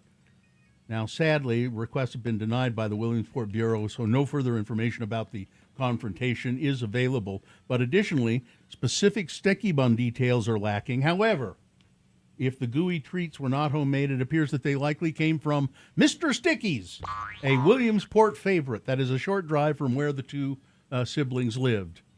Mr. Sticky's offers several varieties, including cinnamon bun topped with special and delectable cream cheese icing that would clearly be worth fighting over. Louis, give me that sticky bun. I'm going to kill you. Boner candidate number 2, Mr. Sticky in the battle over his buns. Boner candidate number 3 coming up in a moment. I didn't want to do it. I try not to do it, but here it is. Yeah, you've got to. The racist in chief. All right, Boner candidate number 3 coming up after this. Big Boy News and Opinioendo brought to you by Salt Lake Film Society's Broadway Center Cinemas this Friday and Saturday. Check out 2 modern classics on the big screen. Black Klansman, directed by Spike Lee, and the horror thriller Get Out. Get tickets now at slfstix.org. And remember, the views expressed on X96's Radio from Hell show do not necessarily reflect the opinions of Broadway media, its management, owners, or advertisers. This program is intended for mature audiences. Parental discretion is advised. A sports competition show hosted by star podcaster Alex Cooper will be filming in Utah this month. Let's call her daddy. With the state providing some financial support, the series called Unwell Winter Games was one of 3 productions approved for film incentive money by the Utah Board of Tourism. The Utah Film Commission announced yesterday. The competition series is being developed and hosted by Cooper, known for her popular Call Her Daddy podcast. It's based on her Unwell brand, described as a Gen Z-focused media and lifestyle brand. The games will feature Olympic-style competitions between celebrities, athletes, and internet stars. Unwell Winter Games will be filming this month in Park City, the Film Commission said. The commission did not say where the competition will be shown. Filming in Park City allows us to leverage Utah's iconic scenery as well as its production infrastructure, world-class hospitality, and vibrant creative community, said producer Larissa Beck in a statement. They have a bunch of production facilities up there that they used to use for Yellowstone. When it was here. 2 other productions also received incentive funds from the Tourism Board, and they're both popular TV shows shooting their 7th seasons this spring. The New Testament drama The Chosen, and the reality show The Real Housewives of Salt Lake City. Well, here you go. On campus Thursday, Brigham Young University, 2 recruiters for ICE staffed a booth at a career fair. Off campus, scores of students took to the streets to protest the immigration agency's presence at the event. There are many immigrants here, said student Annie Walker, one of the demonstration organizers. BYU prides itself on being an international school, of having many languages spoken by the students and having an international reach. And to have Border Patrol here, it really discourages immigrants from actually coming to this campus, and it promotes violence. So this wasn't ICE specifically; it was actually the Border Patrol. Beryl Perfia is among those international students, a Filipina who was born and raised in Saudi Arabia. She said the immigration crackdown has become personal for her. She worries about how CPB's campus visit reflects on the school. I almost feel like BYU officials are laughing in our faces after everything that's been going on. They still feel it's appropriate to have forces like this on campus for a church and for a school that preaches so much about keeping families together. Originating at the intersection of 900 North and Campus Lane, there were back-to-back protests. It went from a handful of participants to 200 students and community members. And there was some protesting inside. BYU's Wilkinson Center, students flocked to the ballroom for a chance to talk with recruiters and more than 70 potential employers. There were a couple of people there who were wearing T-shirts. They went into the career fair, didn't do anything, but they were wearing T-shirts that said, "Immigrants make America great," and "I stand with immigrants." There was also Jesus was a refugee. Yeah, I like that one. Said several students, they didn't attract much notice at first, but then several students chatted with them about their shirts as they perused the booths. They stood near the CPB desk, but never approached or engaged the recruiters. After about 30 minutes, security personnel came in and said, you guys have to leave. Good for them, BYU. Yeah. Well done. I'm having a tremendous problem in Utah. Let's see. 4 months into the water year, Southwest Utah's snowpack sits at just 37% of its 30-year average as of Thursday. That's according to the National Resources Conservation Service data. That's down from 56% of normal just last month. Jordan Clayton, a hydrologist, said that the percentages only tell part of the story. More alarming, he said, are the percentiles. Snowpack in the mountains of southwestern Utah and the Escalante-Paria Basin, critically low, ranking at the 5th and 16th percentile, respectively, according to the agency's data. When we say something is about the 5th percentile, he continued, what we're really saying is that we have done better 95% of the time. We should get some rain early next week. A Utah law that requires parents to approve any app their child downloads is unconstitutional. A computer industry trade group argues. Oh, in a a computer federal industry lawsuit. trade group. Okay, yeah. The law, Senate Bill 142, requires app store providers to verify the age of each user who downloads an app, and requires parents to give consent to a minor to download a new app to their phone. The parents are paying for the phone. The law is mostly aimed at the 2 largest app providers, Apple and Google. The Computer and Communications Industry Association contends that the law violates consumers' or customers' First Amendment rights. If you're under the age of 18, you ain't got any rights, okay? According to a lawsuit the not-for-profit filed Thursday in U.S. District Court in Utah, it represents companies in the computer and tech sectors. Of course. In New Mexico, the Department of Health is warning people to avoid raw dairy products following the death of a newborn child. Health officials said the infant most likely contracted a listeria infection after the child's mother consumed unpasteurized milk during pregnancy. While investigators have not been able to pinpoint the exact cause of the infection, the department said the case highlights the serious risks of raw dairy products. Donald Trump says, listen, I'm going to give you New York City, I'll give you the money to do that tunnel project, that big infrastructure project.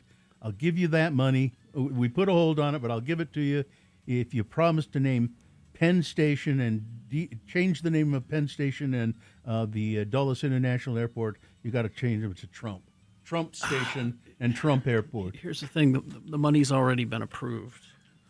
You're just holding it hostage. In the weeks, Trump has continued to withhold more than $16 billion earmarked for the long-planned Gateway project connecting New York and New Jersey through a new rail tunnel beneath the Hudson River. Can we just show him like an AI picture with his name like on? Then go with that. Look, there you go. Yeah, oh, he's fooled by the internet every day. Yeah. So Look, we did it. Mm-hmm. And finally, I'm president, and you're not. Finally, this humanity's wildest sci-fi fantasy, Babies Born Among the Stars, has hit a harsh dose of reality. A new report says we're miles off making space babies safely.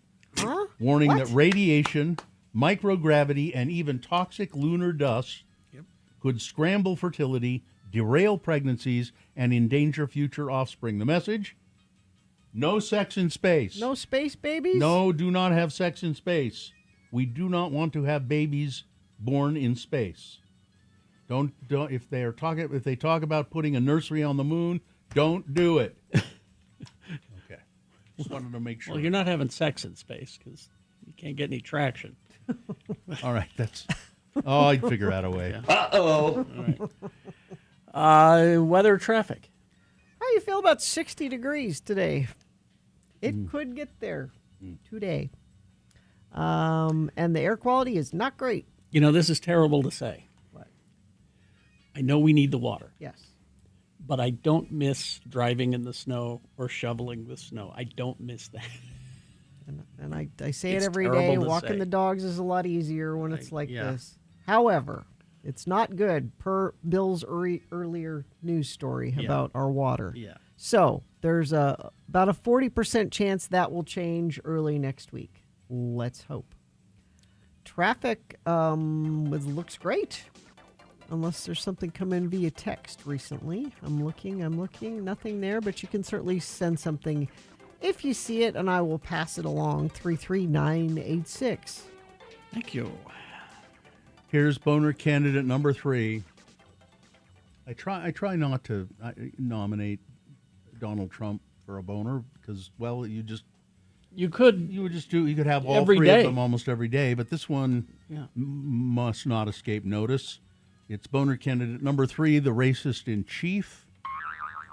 Donald Trump went on a massive social media spree overnight that included posting on Truth Social an election conspiracy video that ended with a clip depicting former President Barack Obama and former First Lady Michelle Obama as monkeys.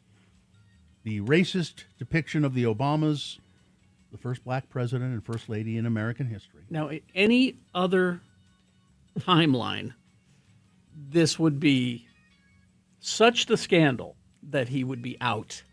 This appears at the end of a 1-minute video perpetuating the false and disproven claims that ballot counting company Dominion Voting Systems helped steal the 2020 presidential election.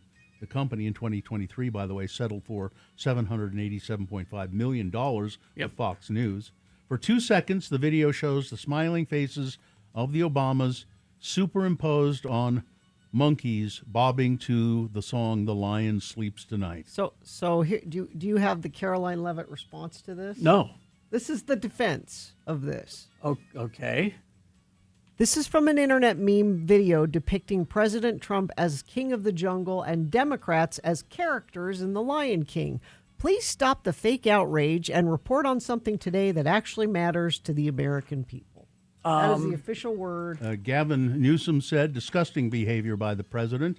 Every single Republican must announce this now.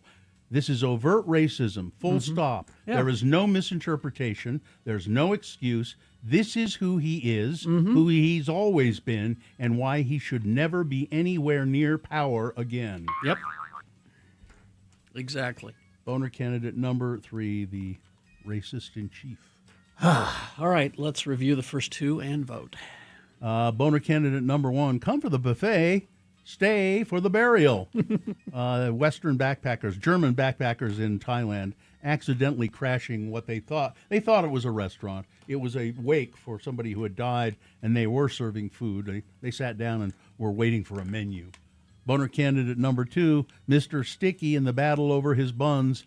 2 siblings threatening to kill each other in Pennsylvania in a fight over who ate the last sticky bun from Mr. Sticky's. And Boner candidate number 3, the racist in chief. All right.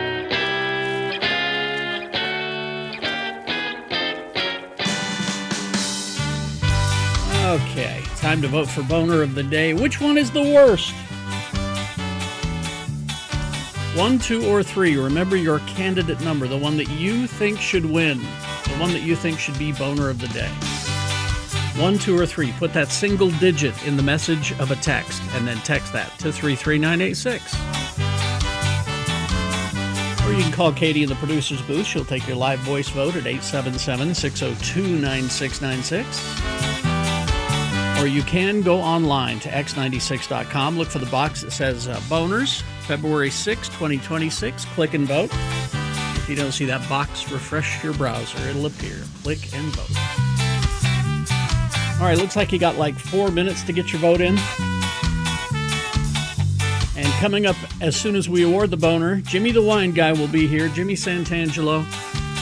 He's going to teach you all about canned cocktails. Yes, they're a thing, and they're wonderful. We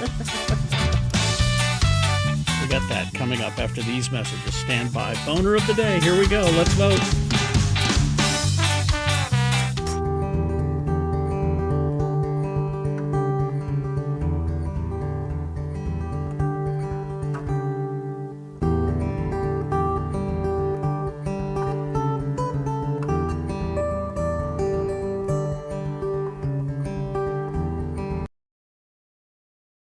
Make a little money on the side. Okay.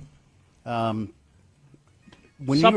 Supplements. That's how you do it. Supplements. When you were growing up, did you try to make money, have a job like mowing lawns? Yeah. Were you ever good at it at all? No. No, I never was either. We tried selling. We sold tomatoes. Yeah, vegetables. We had this huge vegetable garden, and so there was more vegetables we could eat. So we'd get a wagon and go around. Try to sell vegetables, but nobody. I got my paper route. I did do that. Hated that. Yeah, oh man, I really hated Well, that. you had to get up early. Yeah. Well, no, just on Sundays, the Standard Examiner was an afternoon paper. Yes. That was those, terrible. yeah. And I worked for my grandfather a lot, but I was just thinking about that because I was reading this article. It's the weirdest side hustles that can make you real money. Okay, like what? Supplements. Pooper scooper. Oh, yeah. Do you still use the pooper scooper? I do. Mr. Pooper scooper. He comes on Tuesdays.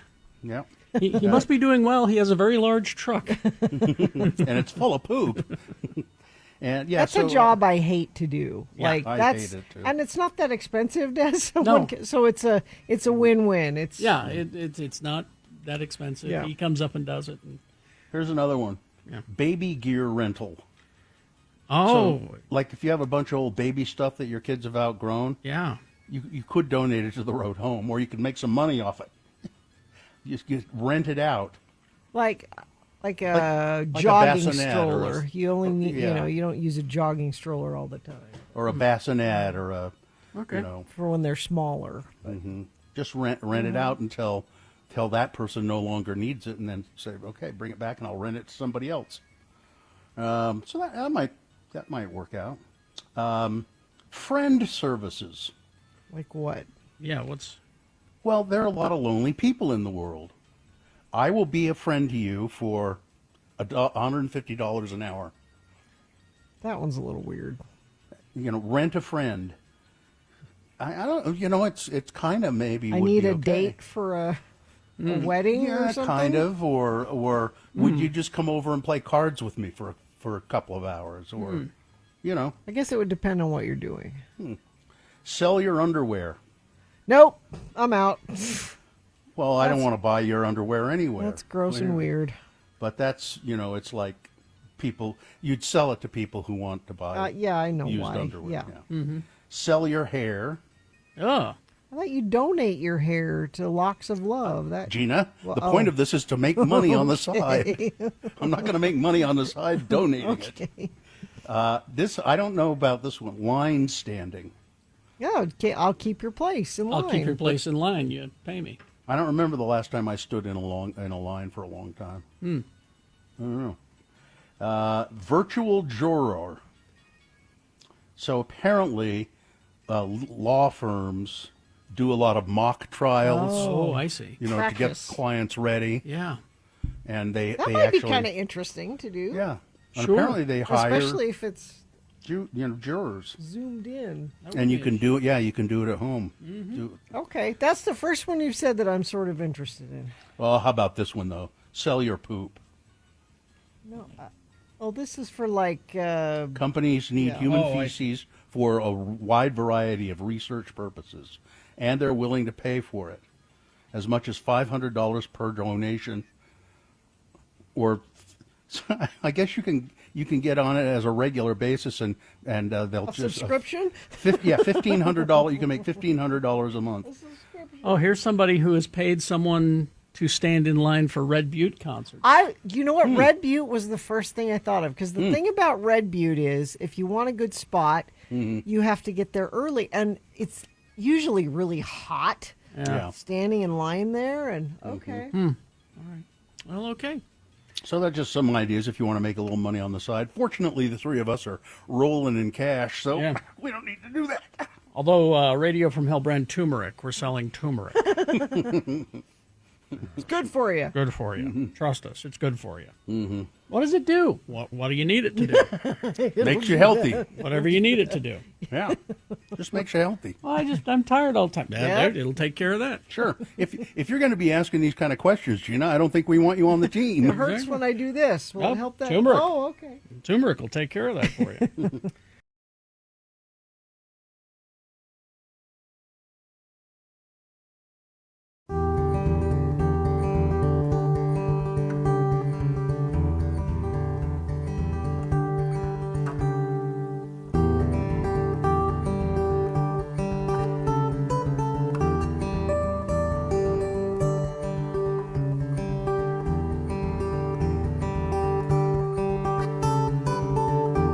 All right, 7:48, time to award Boner of the Day. And the Boner of the Day is brought to you in part by Tomato Basil Pasta.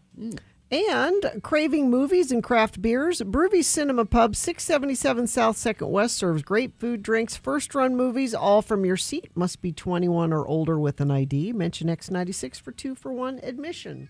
Jimmy, the pasta I had, I can't remember the Italian name, but they look like little hats. Oh, yeah. What the are they? little noodle. It's not coming to me. So it means little hat in Italian, I guess. I would want to just say Capiatali, but it's not. All right, so It's just fun to say that. I get away with fun, it, isn't it? The Boner candidates, actually, 44 votes for number 2, Mr. Sticky in the battle over his buns, but 390 votes. Boner candidate number 3, the racist in chief. There you go. Not surprised, really. That's your Boner of the Day for today. February 6, 2026, now qualified to be Boner of the Week. That'll happen at 9:50 when Dave the Flower Guy comes in and just tells us who Boner of the Week is. All right. Is this sponsored, Gina? It's brought to you by Sugar House Distillery, Utah's original farm-to-glass distillers, featuring a lineup of their canned cocktails. Perfect for this Super Bowl Sunday to enjoy new flavors like bright citrus, white peach, canned cocktails, different grain-to-glass spirits, and all the flavorings made in-house for the perfect balanced cocktail every time. Go get some today. Have another drink, it'll make you feel better. Have another drink and you feel alright. If you feel down and you're under the weather, have another drink and you feel alright. Well, here he is, ladies and gentlemen. He is the viceroy of the vineyard. He is the owner, the proprietor of Wine Academy of Utah, wineacademyofutah.com. It's James. Do you have a middle name? Philip. James Philip Santangelo. That's right. Here he is with some canned cocktails. You brought Good one morning. of my wife's favorites. That Nice. The peach one. Oh, yeah. peach Sugar one's House favorite. Distilling, they're ready to drink RTDs. Canned cocktails are awesome. Alcohol in here, they're a 12-ounce can or 355 mil. 10% alcohol by volume. We are featuring the white peach. I just love the aromatics on this. I mean, I could smell this all day. It's so fresh, and it's not sweet on the palate at all. It's nice and dry. Yeah. Peach really comes through nice. Great balance to the drink, carbonated, good acidity throughout. And, what I like about these canned cocktails, although they are single servings, they're super easy to share. I mean, we're just splitting one up. We're sharing them right now. And it tastes like peach. Yeah, it totally does. And it's not medicinal. It doesn't have like that candied kind of a thing. They have a whole load of cocktails available not only in your wine stores, but at their package store. And I have the address here. It's 2212 Southwest Temple. That's where the distillery is located. So 2200 South West Temple. And they're in the industrial park there, and they have a package store in the front, and all these are in the cooler, so they're ready to go for you, and it's fun talking to the guys who distill this stuff. I mean, they're right there on site. We do have another one. We have 3 to feature. The white peach is the first one that we were mentioning. This is the bright citrus. This is a vodka-based one, so you're going to have a lot more. Anybody got an extra glass? Is yours empty? I'm empty. You're empty. Make mine a double. You can count on Bill's being empty. You can count on. So this one. Oh, okay. This is that. And I mean this in the most positive way. Smarty tarty. This has got that. Oh, I see. This has got that kind of aromatic in there. It's vodka base. Thank you. So this is something, and Gina, if you just want to smell it, yeah, this is something that, it tastes. It's like a candy. So this one's a bit more candied, Wow. but a lot of fun. I like these daytime. The sun's on your face. Definitely crushable, and that's a technical term. And this is part of their signature cocktail series, and this is called the Bright Citrus. And the neat thing about this, all the booze that goes in here, they're distilling, they're making. So they're not outsourcing. Even the ingredients, they're as natural as they can get. They're making the formulas in-house. This is a real taste of Utah. Sugar House Distilling, grain to glass. So what are those candies? Sweet tarts? Is that what they were? Kinda, yeah. Or it's also Smarties? Smarties, A yeah. little bit, yeah. Tastes like that. But that's delicious, though. Mm-hmm. So the next one, and I was like, hey, what's that? I thought it was a new product when I was at the... I was going to say, because I've had this. Yeah, this is new packaging. Look at how cool this is. This beautiful red. This is the raspberry lemonade vodka, part of their signature series, served cold. Good alcohol in there, 10% alcohol by volume.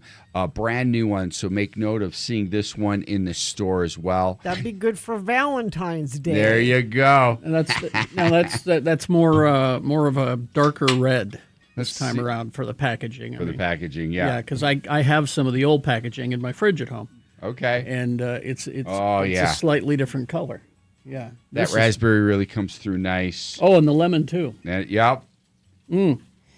I don't know what anybody else is doing this Friday morning, but I know what we're doing. My goodness. This is great. So we have the white peach, we've got the bright citrus, and the raspberry vodka lemonade. They make other canned products, but these are just so fun.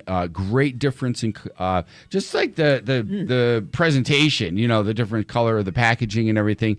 But how easy is it? Grab a 4-pack and you're good to go, or a couple series for the party. Yeah, sometimes you want to mix a cocktail, but sometimes you just want.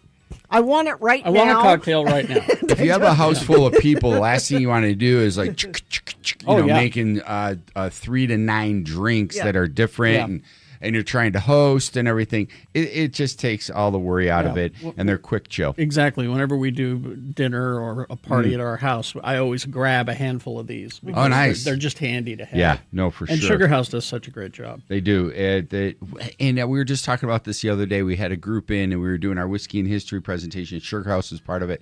And I mentioned to people, I'm like, we've all gone out to dinner. We've heard of farm to table, that implication where, the farmers walk through the fields and sees the vegetables and the produce and everything.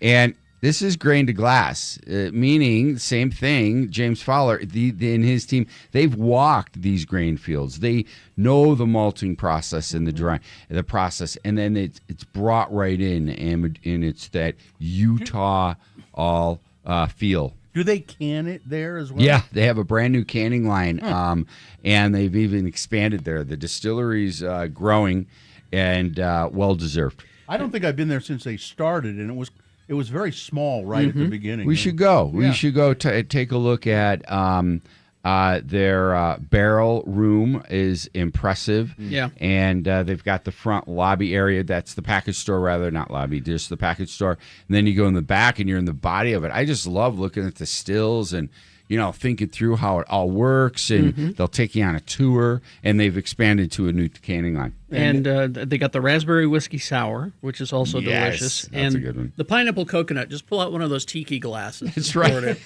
in and take credit for it. I like those are like a little not hidden secret, but like when I want to spoil myself or something, a little treat, something that a little treat. Those are tasty. The pineapple coconut. Here's a question. I seem to remember it was not legal, and then they tweaked the law or something so that these could be you could go into a bar. Or a club and order a canned cocktail. That's right. So you can do that, right? Yes, that is now available in stores at bars and restaurants, the canned cocktail ready-to-drinks. Right. Before it was indicated as a distillate because there was alcohol in here. So since that was the case, you had to pour it into a jigger, 1.5 ounce, which was ridiculous. But now we changed it. This is why he knows all. Now, Bill, hold your questions for a minute. Because I've got a question. Jimmy's going to hang around. Anybody else have questions about so you want to ask Jimmy, hey, how come I can't get a sidecar anymore? That's it. 877-602-9696. Jimmy Santangelo, he is the Wine Academy of Utah guru. He can answer your questions about alcohol laws, about mixing cocktails, about what wine to eat, to pair with what, restaurants, all kinds of stuff. 877-602-9696. Yes, call now. Northbound Mountain View corridor is now open at 78 South, but expect some residual delays through that area. Crash southbound Highway 89 Center Street in North Salt Lake. The right lane of 2 lanes are blocked. Big O Tires, this President's Day sale. Buy 3 Big O brand tires, get the 4th one free. That's 4 tires for the price of 3 at Big O Tires, the team you trust. All right, 877-602-9696 is the number to call to talk to Jimmy Santangelo. Jimmy the Wine Guy is here. ranlife.com/x96. Look, I got a solid recommendation for you. If you think you want to make a smart move, with your mortgage, you want to make a smart move and wait a minute, hang on, don't do it without help. Go to Ran Life. Ran Life is a local mortgage company, and they know the ins and outs of how to make a smart move with your mortgage, or how to make a smart move getting into your first home. Ran Life knows it all. They're a local mortgage company. They know the market, and they actually take the time to walk you through the process, walk you through the options. They realize that you're probably you don't know all the ins and outs of this, and certainly I don't. I'm a dummy when it comes to, but they talk to you, they show you how it works, and you can refinance and get some money out of your house, or if you're looking to buy your first home or maybe a second home, a vacation home.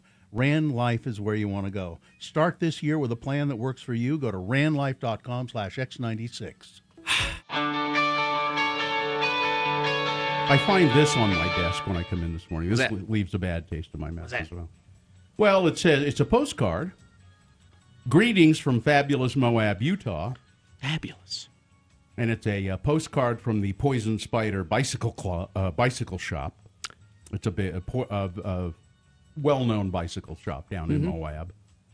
It's got a giant, horrific spider on it chasing a bicyclist through the red rocks of Moab. Looks like one of those old movie posters. Yeah.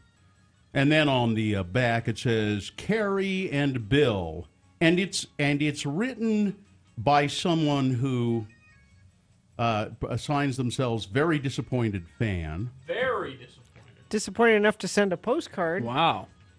Somebody who looks like they might have been drunk because it's barely decipherable, scribbled. Carrie and Bill, although you are entertaining, why do you disrespect and bully Gina Barberi on your show? She is the voice of reason. Voice of reason? Did you hear that? You're now the voice of reason. It's my dad's thing. Intelligent and kind. I guess this is kindness. Kindness? Kindness. It's. I like it when drunk people stick up for me. Yay. You both behave like jackanapes. Jackanapes, please. Misogynistic. Oh, misogynists. Gina should be something. Do you want me to try treated much better as a professional? Thank you. Drunk friend of the program. Very disappointed fan. See if that doesn't look like a drunk person wrote it. Or no, you know what? I just changed my mind. It was written by an ancient person, an ancient human being. It's a former Tom Barberi fan who now, like Gina, I am not a crackpot. Oh, I appreciate that. This took effort. Yeah. They had to very old purchase a postcard, buy a stamp. It's a retiree in Moab. Anyone can send an angry email. That takes no effort at all. An angry postcard. This took It's by someone effort. who doesn't know what email is. They're so old, they don't know what email is. I appreciate it. I think you should. It's your old fan in Moab. In Moab. I'll take it. Signed old timer in Moab. Well, you should take it. It's great. Can I keep that? I want to keep that. Yeah. It's Gina's fan mail. Okay. What? She gets it from prison and prison I'll mail. take the fans I can get. And You elderly. go to a show with the fans that you have, Ben not Marsh. the fans that you want. Ben Marsh and the old timer in Moab. I got me a free postcard out of the Poison Spider bicycle shop, and now I'm sending this to those misogynists. Another thing, I am very happy with this. You should be. I will tweet out a picture of my fan. Said, oh, Gina had a couple of glasses of wine and fired off some postcards, huh? right. Yeah, how do we know Moab. that didn't come from Moab? This isn't from Moab. It's a postcard that you got when you were bicycling before you married your husband in Moab. When you came back with chafing. That was just after I got married. Right. I was pregnant and I didn't You know. were. Oh yeah. Mm-hmm. That's right. That's right. You were trying to impress your husband. Yes. The one and only time you went biking with your husband. That was it. Do I recall? You got a new bike. You bought a bike. Yep. And that was the only time you rode that bike. Yeah. It's too big for me. Is it still? It's too big. I can't sit on it. My feet don't touch the ground when I sit on it. Then why did you buy a bike that was too I big? didn't. He bought it for me without me. Yeah. Thinking I was a statuesque woman. So is it still hanging in the garage? Yes. Just another. Just waiting for his second wife? Yes. Just one more bit of evidence that he has no idea who you are. Excuse me. Still His waiting. third- yeah. It's hanging there waiting for his third Third wife. wife. I'm Yeah. sorry, his third wife.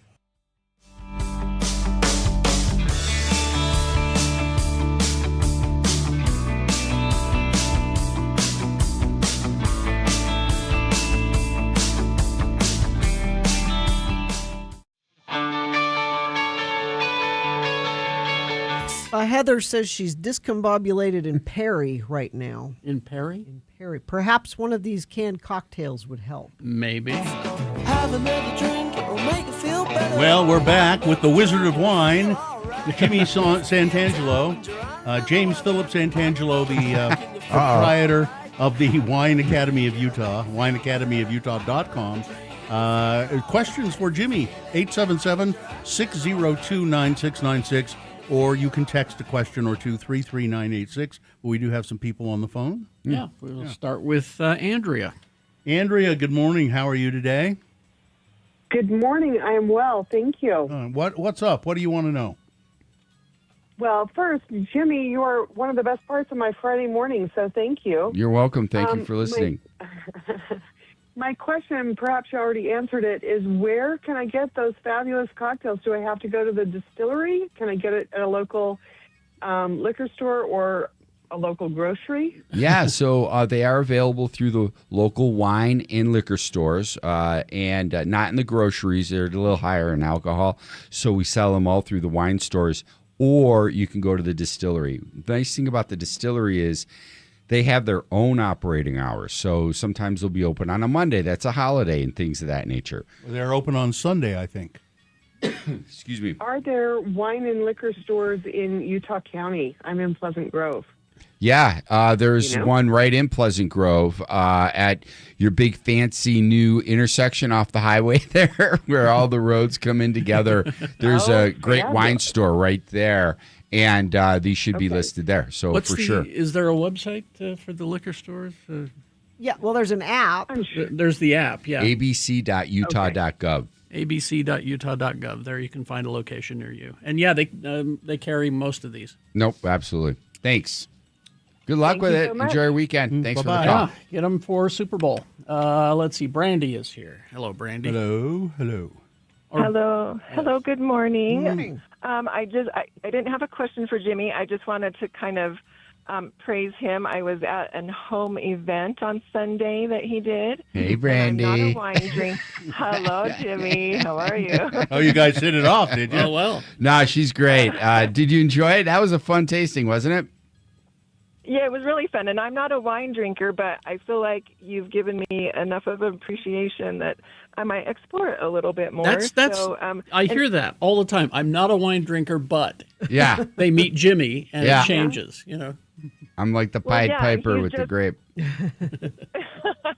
That's true. And anyway, I just want to recommend if anybody ever gets a chance to do it because he's so much fun. Like, you know, you can be a little not safe for work at those kind of things. So it's even more fun than he is on the radio.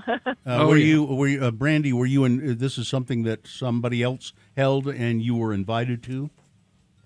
Yes, that is correct. So if you want to book one of those, how do they do it? Yeah, so with Brandy and I, what she attended was the in-home wine event. You can go to wineacademyofutah.com, and we have a theme. We have a whole website of themes of packages that you can choose from, such as Splash of Spain, Tour of Italy, California Coastline, to name a few.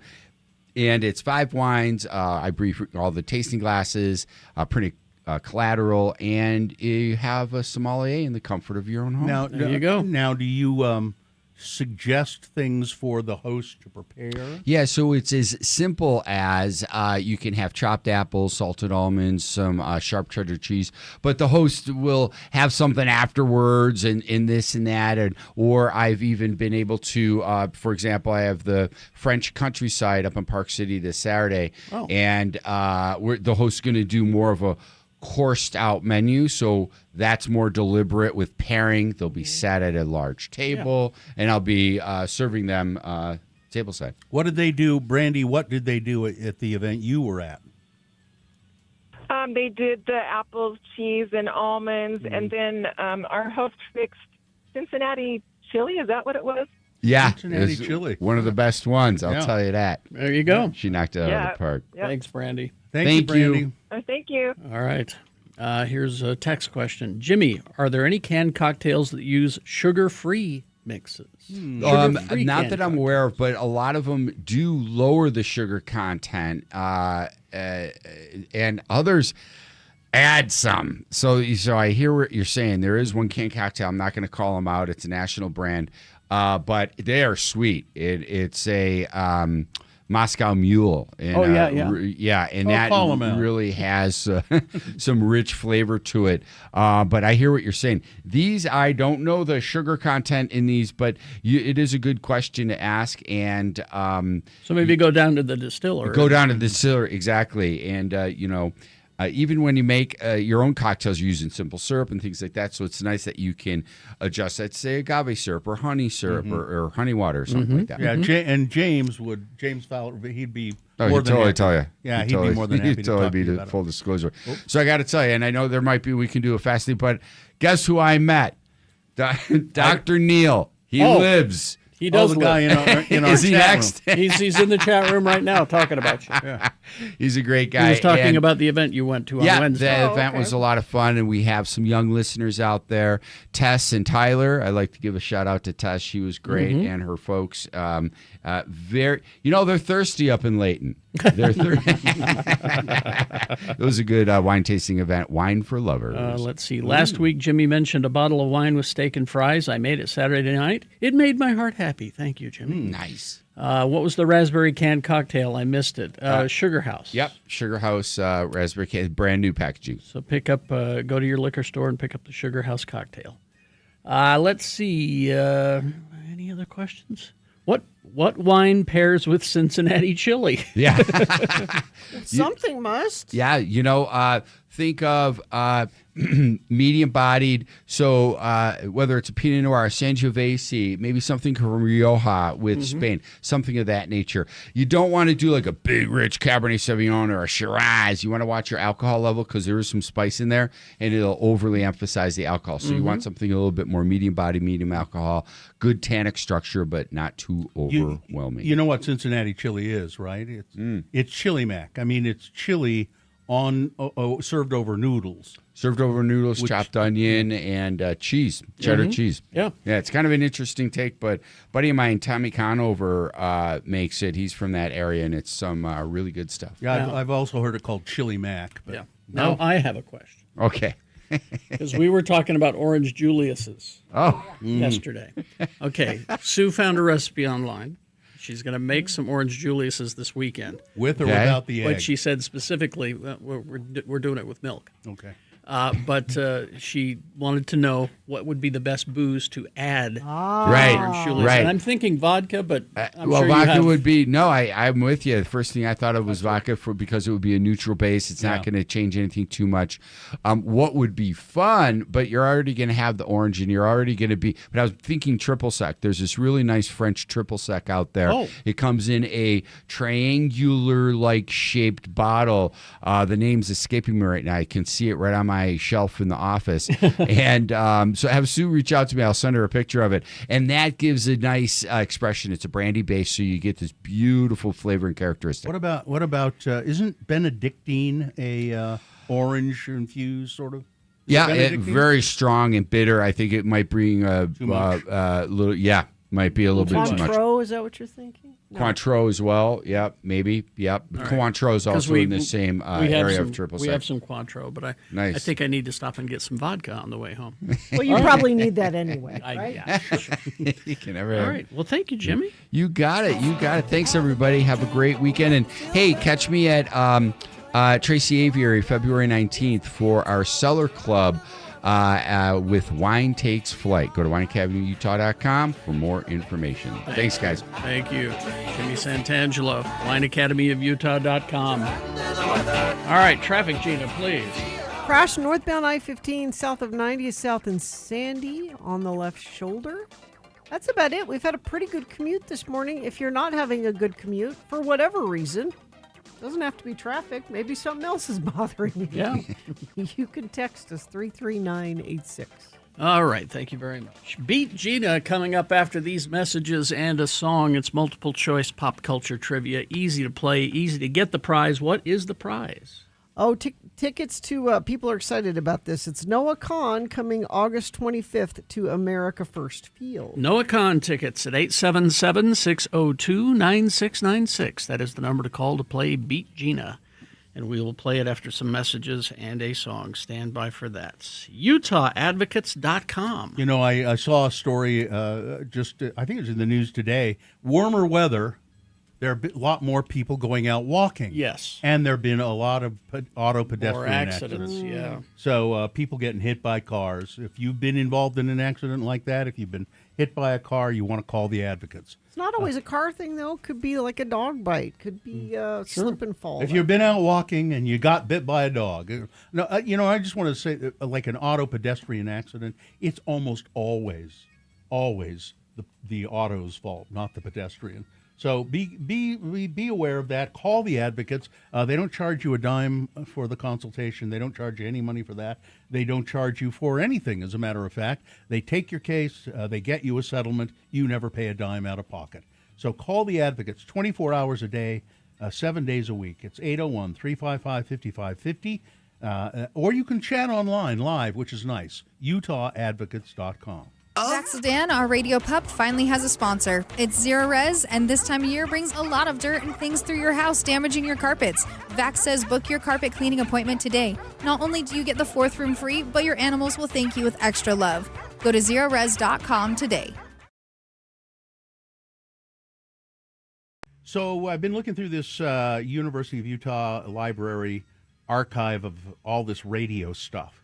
And there's an interview here with Tom Barberi, Gina's dad, an interview conducted by Glenda Reeson, and it's a transcript of it. And should we do a little bit of this? Did it open for you? It's being very difficult. I mean, I can just read it if you want, but... Oh, there we go. Okay. So Glenda Reeson, Phil Reeson was Tom's sports guy? Or just partner on the radio? No, they did news. They did news and stuff. And so Glenda was his wife. Mm-hmm. So she's interviewing Tom Barberi, and this is at Call Radio. And Call Radio. And this is in 1985. Okay. And they're talking about somebody named Benny, who I think is the station owner. Station manager owner, yeah. Okay. All right. So we start with... you want to be Glenda or you want to be Tom? I'll be Tom. Okay, I'll be Glenda. I would like to ask you, Tom, to give me your job description. What's a job description? Well, then let me ask you, do you consider yourself a DJ or a radio personality? Glenda's doing a project on the radio, so we have to do an interview thing. Job description. I'd like to know what the answer is to that one. Well, I thought about interviewing Benny. Maybe I'll just have to ask him the same question. That would be an interesting answer. I would like to know what his job description is. No, what his idea of your job description is. Oh, my job description is play lots of commercials and make Benny rich, I suppose. Well, job description. Well, you like being called a DJ, or would you rather be called a personality? Well, DJ is not a bad term, except it is misleading because it means a disc jockey, and I haven't played a disc in years. I think DJ is the term that fits more in the top 40, more music-formatted radio stations. They're legitimate disc jockeys, per se. I guess the job description, for lack of a better term, is to call us personalities, which means that we are supposed to be unique individuals, and we do unique and individual things on the radio. That'll work as a job description, I guess. Well, I bought this book because I wanted to read you. I mean, this is what they're teaching in college. I wanted to read this little section to you. When he is describing DJs or radio personalities, he says, the author, most DJs have giant egos. Most male DJs I know are 5 or 6 inches shorter than the norm and have 3 things in common. They're generally insecure, divorced, and almost always attractive. That's about 95% correct, I would say. His feeling about DJs, they are real unique people, but I don't think that they're always hyperactive. No. Are you insecure? Very. Oh, I think so. Ask Harpo, he knows. I think everybody in this kind of business, whether you want to call it show business or whatever, you have to have basic insecurities. And I think that's probably the fuel that makes you run, because you have to have that content, that constant need to be liked and constant need for approval. And that's what we do as performers. We're looking for approval. We want the laugh or the applause or the strokes that you get from people saying that they like what you do and support and so on. So the basic insecurities feed the fire that keeps you trying to perform. Well, does it have to do with ego, or are those two separate? Because there is a basic insecure personality. Does that mean your ego's oversized, or do you? I'm not a psychiatrist, but I would say that you can't separate the two, because the ego and the insecurity, I think both of them work together to make us run. Because I work very hard every morning for 4 solid hours to try to better what I did yesterday or better what I did the previous hour, try to come up with something new that's going to make somebody say, hey, did you hear that Tom this morning? That's my goal, is to get people to listen and then maybe comment on the fact that I said something either funny or interesting or something that piqued their interest. Well, do you consider yourself easygoing as opposed to being an intense person? Very. You're very easygoing? Oh, I think so. And you, is your desk neat all the time? Really? It's organized disorder. I like things in their place. I need everything to be cleaned up and proper. I can't stand mess for some reason. Is that true? Yeah. Was he clean freak? Yeah. Things have to be very orderly. And it's just that way in the studio. I've got to have everything just so, otherwise it upsets me mentally for some stupid reason. I don't know what. I like things all in their place and everything is very neat. I don't think I'm hyperactive. If anything, I'm a very lazy person. Yes. I'm only hyperactive between 6 and 10 when I'm doing my show. Then it's a constant high-speed whirlwind of mental activity. But to most people, that is 8 hours worth of work. To do what I think is a good show, or to do what I really think is what I'm paid to do, at 10 o'clock, I'm mentally exhausted. I'm really tired. It takes me about a half hour to come down from that high level. I had a couple of these blood pressure tests when the different health organizations were around. They'd come out for a promotion. They took my blood pressure when I'm off the air, and it's absolutely skyrocketing. When after I come off the air, my body comes back to some semblance of normalcy, and I don't have high blood pressure. But for those 4 hours, I'm at such an emotional peak that by 10 o'clock, I'm really tired. I'm kind of wiped out. And you still say you're easygoing. Very, after 10 o'clock. After 10 o'clock. I'm not demanding. I've jumped around on the question, so I'll have to check my notes. Let's look at your background. Where are you from and how you got started in the business? Is this interesting? For me, I don't know. Well, we do the show for us. Yeah. You know. This is my dad's been gone for a while. This is nice to have him around. Talk a little bit about how you got started. Before we start that, would you tell me your age range? My age range, I'm between birth and death. Partly close to the latter at this point. Well, I know what you are. I know that you are about my age. 42, barely. The ink's not even dry on the card that I never got. Paper's even worn off on the present that I didn't receive. Your background. I was born in a small farm community, just a farming background. All my family's a big, all-Italian family, all farmers and ranchers. I grew up in San Jose, all the normal stuff. Went to high school, went to college, went to 3 colleges. Because of athletics, I went to 3 different colleges, played football, wrestled in college, San Jose City College, Idaho State University, Cal Poly, Luis Obispo. I left college before getting a degree because I was injured and I couldn't play sports anymore, which was the only reason for going to school, right? Drink beer, play football, chase girls. I was a failure in all 3. I was good at drinking beer. Were you a loner or outgoing? Were you more secure with a group of people? We'll have to continue. Oh, I need to know what happened. Well, it's all. You can look it up for yourself. It's at the University of Utah. You see, there are dozens of these oral histories of people who are in media. Many of the names you do not recognize, and some of the names you think, how the hell they're there and I'm not? Yeah, that's what I'm doing with most of them. I think we need to get in touch with the head of the communications department. Give them our stuff. We have a bunch of stuff. Well, I think maybe the communication department at the library too. Craig Worth. Yeah, Craig Worth. Talk to Craig Worth. Yeah.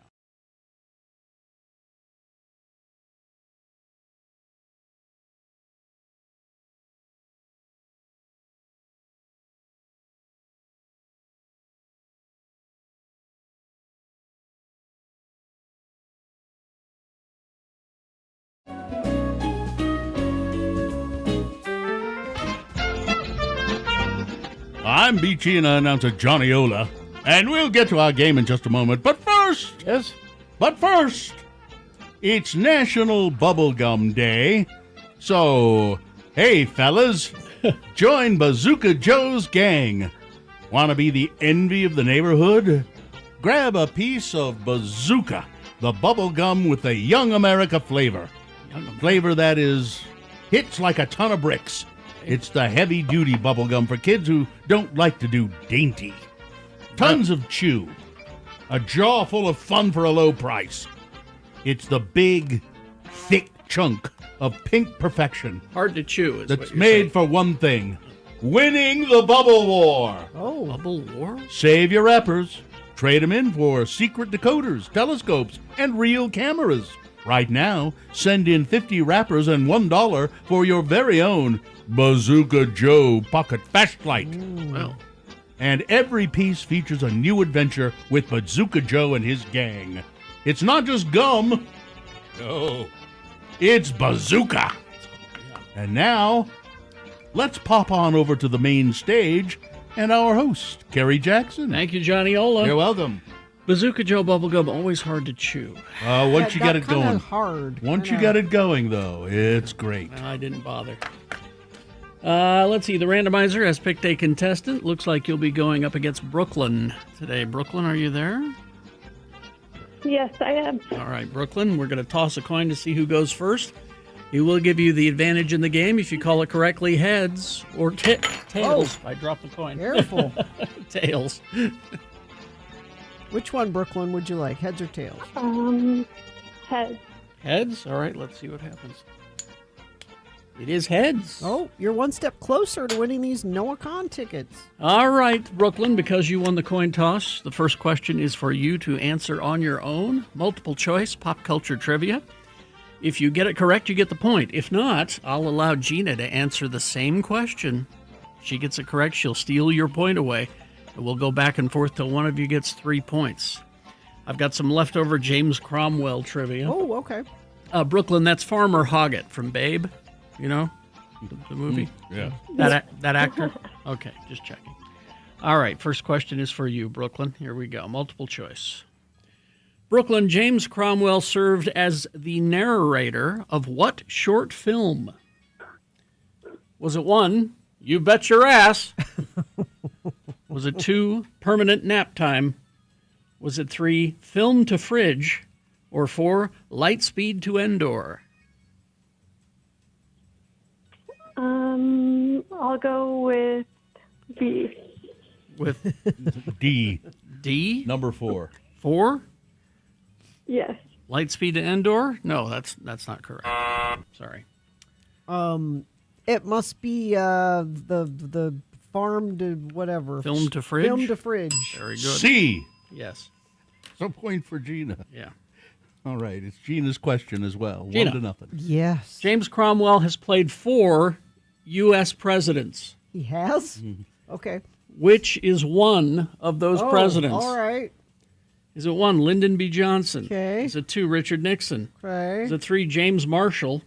Or 4, Dwayne Elizondo Mountain Dew Herbert Camacho? Oh, it could be the. I will go with. I don't think he played Nixon. Johnson?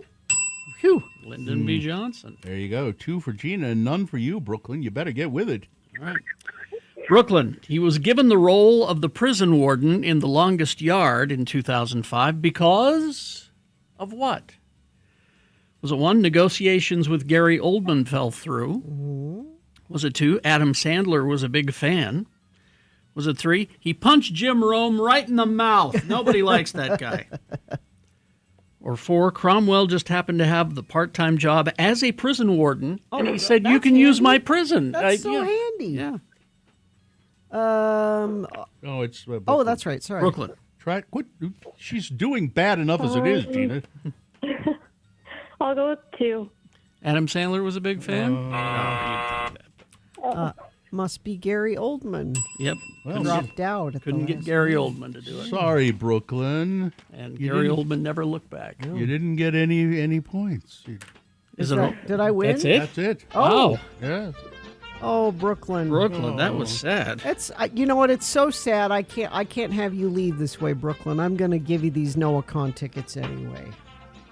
All right. Okay, thank you. Brooklyn, it's okay. Nobody knows about James Cromwell anyway. He played Prince Philip, Queen Elizabeth's husband. Yeah. Hang on the line, Brooklyn. We'll tell you how to get those tickets. Well, I got to go home and got to work on a piece of bubble gum. All right. Big Boy News now brought to you by... Clark Planetarium presents Lost Wolves of Yellowstone, a breathtaking IMAX journey into the dramatic reintroduction of wolves to Yellowstone National Park, an epic story of survival, controversy, and the wild's return. Tickets available at clarkplanetarium.org. And don't forget... The views expressed on X96's Radio from Hell show do not necessarily reflect the opinions of Broadway media, its management, owners, or advertisers. This program is intended for mature audiences. Parental discretion is advised. Bad Bunny says he's approaching his highly anticipated Super Bowl halftime performance with a mix of excitement, gratitude, and perspective. Quote, to be honest, I don't know how I'm feeling. There's a lot. I'm still in the middle of my tour. I was just at the Grammys last week, and all of that, he said he was speaking at a press event hosted by Apple. I'm excited, but at the same time, I feel more excited about the people than even me, my family, my friends, the people who have always believed in me. The moment, the culture, that's what makes these shows special. Bad Bunny, a Puerto Rican superstar born Benito Antonio Martinez Ocasio, is one of the most streamed artists on the planet. He will take the Super Bowl stage just 1 week after he won Album of the Year at the 2026 Grammys for Debí Tirar Más Fotos. It is the first time an all-Spanish language album has taken home the top prize.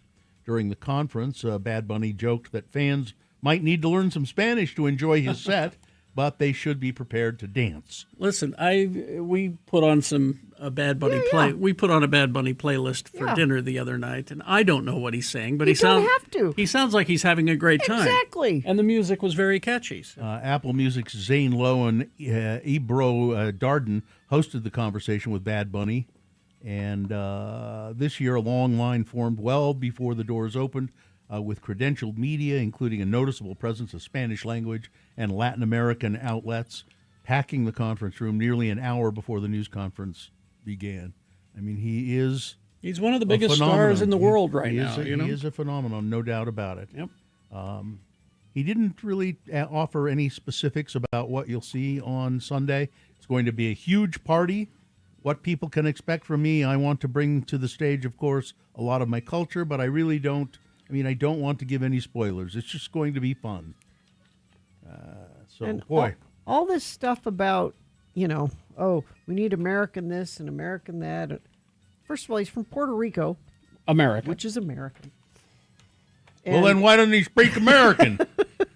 If he's an American, he'd speak American. And we have had tons of other halftime acts from all kinds of places. From all over the place. Yeah, but they all sang in American. So what could could it be racism? I don't know. No one complained about Shakira. She's blonde, Carrie. I know. The parents of the woman who died after being hit by a piece of scaffolding. It's down by the State Fair Park. Salt Lake City Music Festival last year. Her parents have filed a wrongful death lawsuit against the Ogden construction company that controlled the work site. Last October, Ava Allender, only 23 years old, evacuated Red West, the country music festival taking place at the Fair Park, because of severe weather conditions. Her car was parked in a nearby lot next to a Kier construction company site. When she briefly exited her vehicle, she was hit by a wooden plank and injured. She died 2 days later. In the lawsuit against Kier, filed Wednesday in Utah's 3rd District Court, Allender's parents, Richard and Mary Harrison, are seeking relief for claims that include negligence, wrongful death, and liability. The company has not immediately responded to requests for a comment. federal jury in Arizona on Thursday found that Uber must pay out $8.5 million to a plaintiff who alleged a driver working for the company raped her in 2023. The verdict may open up the way for similar cases to proceed. The trial concluded Thursday was the first of 6 test cases, which would show whether thousands more may be argued or decided in a similar fashion. More than 3,000 women have sued Uber, claiming the company failed to properly vet drivers. Uber says 99.9% of trips in 2021 and 2022 ended without any safety reports. That comes to a total of 2,717 incidents of sexual assault or misconduct between 21 and 2022. I told you about my friend that had a problem with that not that long ago. Uber says that that represents about 1 out of every 700,000 trips. The lawsuits accuse the company of inadequate background checks and failing to train drivers on sexual harassment prevention. That's the truth. It's a guy in a car. Yeah. I would like to know that guy in the car has been fully vetted. Mm-hmm. The Small Business Administration said in a policy note that green card holders will not be allowed to apply for Small Business Administration loans, effective March 1st. The move is the latest by the SBA as it works to tighten loan restrictions and restructure the agency so that only, proper white Americans can get small business loans. What? In December, it issued a policy that said up to 5% of a business could be non-citizen owned, but the current policy rescinds that, as well as making lawful permanent residents ineligible. You know who's really motivated to work really hard and make a new business go? And to somebody who's been through a lot to come here, an American dream and yada, yada. I don't know. I would more likely invest in that than not. I don't know where we're going to get good restaurants if this happens. Exactly. Ethnic food. Is this them preventing taco trucks on every corner like they talked about earlier? Yeah. Oh, I forgot about that one. Volaris is a Mexican-based low-cost airline. It's Volaris. Okay. They announced Tuesday that they will begin nonstop service between Salt Lake City and Guadalajara starting in June. That's great. Utah's largest airport is getting a new airline. Volaris is a low-cost carrier based in Mexico. It will be every Monday, Wednesday, and Friday, starting June 1. It will do a nonstop flight to Guadalajara. I think it's fun to say Guadalajara. They're not offering a flight back from Guadalajara, just one too. You're on your own. The airline first began service in 2006, offering 5 routes at that time. It has since grown to become the largest airline in terms of passenger volume and plans to offer Salt Lake City service, its first connection ever in Utah. It adds to the over 200 routes it now operates across Mexico, the United States, as well as Central and South America. Their logo is making me dizzy. Yeah, it's like pixelated. That's kind of weird, isn't it? Let's see. A man is fighting for his life after a fiery car crash yesterday. He's lucky to be alive, though, thanks to a couple of good Samaritans. It was still dark out when the crash occurred, and the pickup truck almost immediately caught fire. That's when Will Davis approached the scene just moments after leaving his home on his way to work. I saw debris on the road. I looked over. There was a truck kind of facing the wrong way, and so David did what dozens of other motorists didn't do. He stopped, and there was flame coming out of the front windshield from under the hood. And I went, oh, my God, there's got to be somebody in there. Yeah. The driver was indeed still inside, trapped and barely conscious. I found a log. I broke open the back window, but I couldn't reach up to the front because of the airbag, so I had to break out the window in the front, which I had hit a bunch of times. In the meantime, another woman also stopped, and she called 911, helped Davis drag the victim away from the truck before it totally engrossed in flames. The guy in the truck is in very serious condition in the hospital, but he is still alive, at least as of this writing. Donald Trump was at the National Prayer Breakfast on Thursday. He's a very religious man. He says he doesn't understand how a person who has faith in God can vote for a Democrat. It's all about me. His comments did promote audible groans from the crowd. Good. I know we have some Democrats here today. I don't know why they're here, because they certainly don't give us their vote. You know. This is the prayer breakfast. Yeah, this prayer is where breakfast. you're supposed to go and talk about, prayerful prayer things. and- Yeah. 2 Corinthians. And It's all right there, isn't it? 2 Corinthians. He's very religious. Yeah. That's it. All right. That's all. All right. I have lots of sports, so that's okay. Please. Matthew Stafford, he's adorable. He's the the quarterback for the Rams. Oh, okay. And he won the NFL MVP last night. Even though the Rams are not in the Super Bowl, he won, and he's just cute. He's a girl dad. He's got these 4 adorable little girls, and the way they let him know that he won MVP is they interviewed the little girls and had this cute video about their dad. It's just cute, cute, cute, and I love it very much. Cute overload. All right. But and he also said, as he was accepting his award, that he will be back next year, which is a big deal because he's a little older. Mm-hmm. So that's at Super Bowl. The other thing about the Super Bowl is so we get President's Day off. Yes. Which is next weekend. Why can't they plan the Super Bowl and President's Day weekend the same weekend so we can get the day after the Super Bowl off? Why aren't we taking care of that national problem? You want to disrespect the presidents that day is honoring playing a Super Bowl game? No, you should just have both of those weekends off. We're going to call it the Trump Bowl now. And you've got the Winter Olympics. They've already had some events, but the official opening ceremony is today at 2. And this just in. Yes? The International Olympic Committee has asked fans not to boo the U.S. delegation led by J.D. Vance and Marco Rubio during the opening ceremony, which will guarantee They will do it. if they shouldn't have said anything. But now that they have said it, so if you were not going to watch the opening ceremony, maybe that's the reason to watch it, to see how they handle the boos that are likely going to come. Yeah. We're going to call it the Trump Olympics. Pivoting back to the Super Bowl for a minute, if you want to pay attention to some local people that are going to be in the bowl, I love pointing out that Rashid Shaheed from Seattle, he's a Wildcat, Bill. He played for Weber State. Okay. And then we have Connor O'Toole. He's also with Seattle. He was with the Utes. Okay. Which is pretty cool. Let's see what else we have. Oh, and the Jazz lost last night, 119-121 over the Atlanta Hawks. They play the Magic tomorrow at 5 p.m. That's your sports. Weather, it could be 60 degrees today, which is really, really dumb. We keep that all weekend long. Very, very warm and sunny and kind of hazy all weekend long. They're saying 40% chance that we have a change, things cooling off a little bit. Not much, which means if we get anything, it will be rain down here. But fingers crossed for snow up in the mountains first part of the week.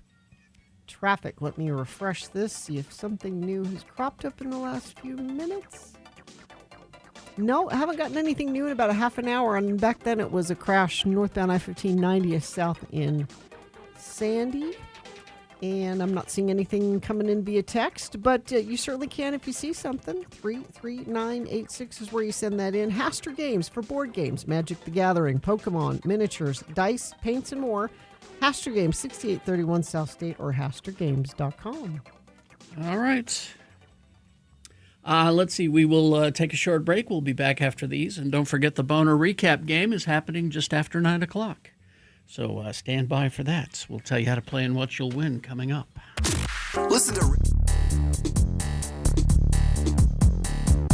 Okay, here's a quiz. Okay. A quiz, all right. A quiz. Who said it? Elon Musk or Mr. Burns from The Simpsons? Okay. Deranged millionaires. I got 67%. Or billionaires. Yeah. All right. Okay. I'll read you the phrase and you guys guess. Okay. Oppression and harassment are a small price to pay to live in the land of the free. That sounds like Elon Musk. Oh, oppression and spread in the land of the free. I think it's Mr. Burns. It is Mr. Oh, Burns. okay. Okay. The politicians and unelected bureaucrats who stole our liberties should be tarred, feathered, and thrown out of town. That's Elon Musk. It's tarred, feathered, and thrown out of town. It's Mr. Burns. Musk. I'm not the thief. The government is. Every year you make hardworking Joes like my reporter friend here pay income taxes. Musk. Burns. Burns. We're just back and forth. Yeah. If there was a way that I could not eat so I could work more, I would not eat. Musk. Yeah, Musk. You're both correct. Musk. Yeah. I should be able to run over as many kids as I want. Well, that's Burns, right? Yeah. Burns, correct. Okay. I should be able to run over as many children as I want. I said Musk because of his cars. But Smithers. There will be no Mars if we let them take our freedom away. Well, that's Musk. Musk. Yeah. Since the beginning of time, man has yearned to destroy the sun. That's Burns. Yes, Burns. Burns, correct. That's my lesson for taking a vacation. Vacations will kill you. Burns. Musk. Musk. Family, religion, friendship, these are the three demons you must slay if you wish to succeed in business. Burns. Musk. Burns. I would tell those people they will get to see their families a lot when we go bankrupt. Musk. Burns. Musk. If you can take advantage of a situation in some way, it's your duty as an American to do it. Burns. Burns. Burns, correct. Okay.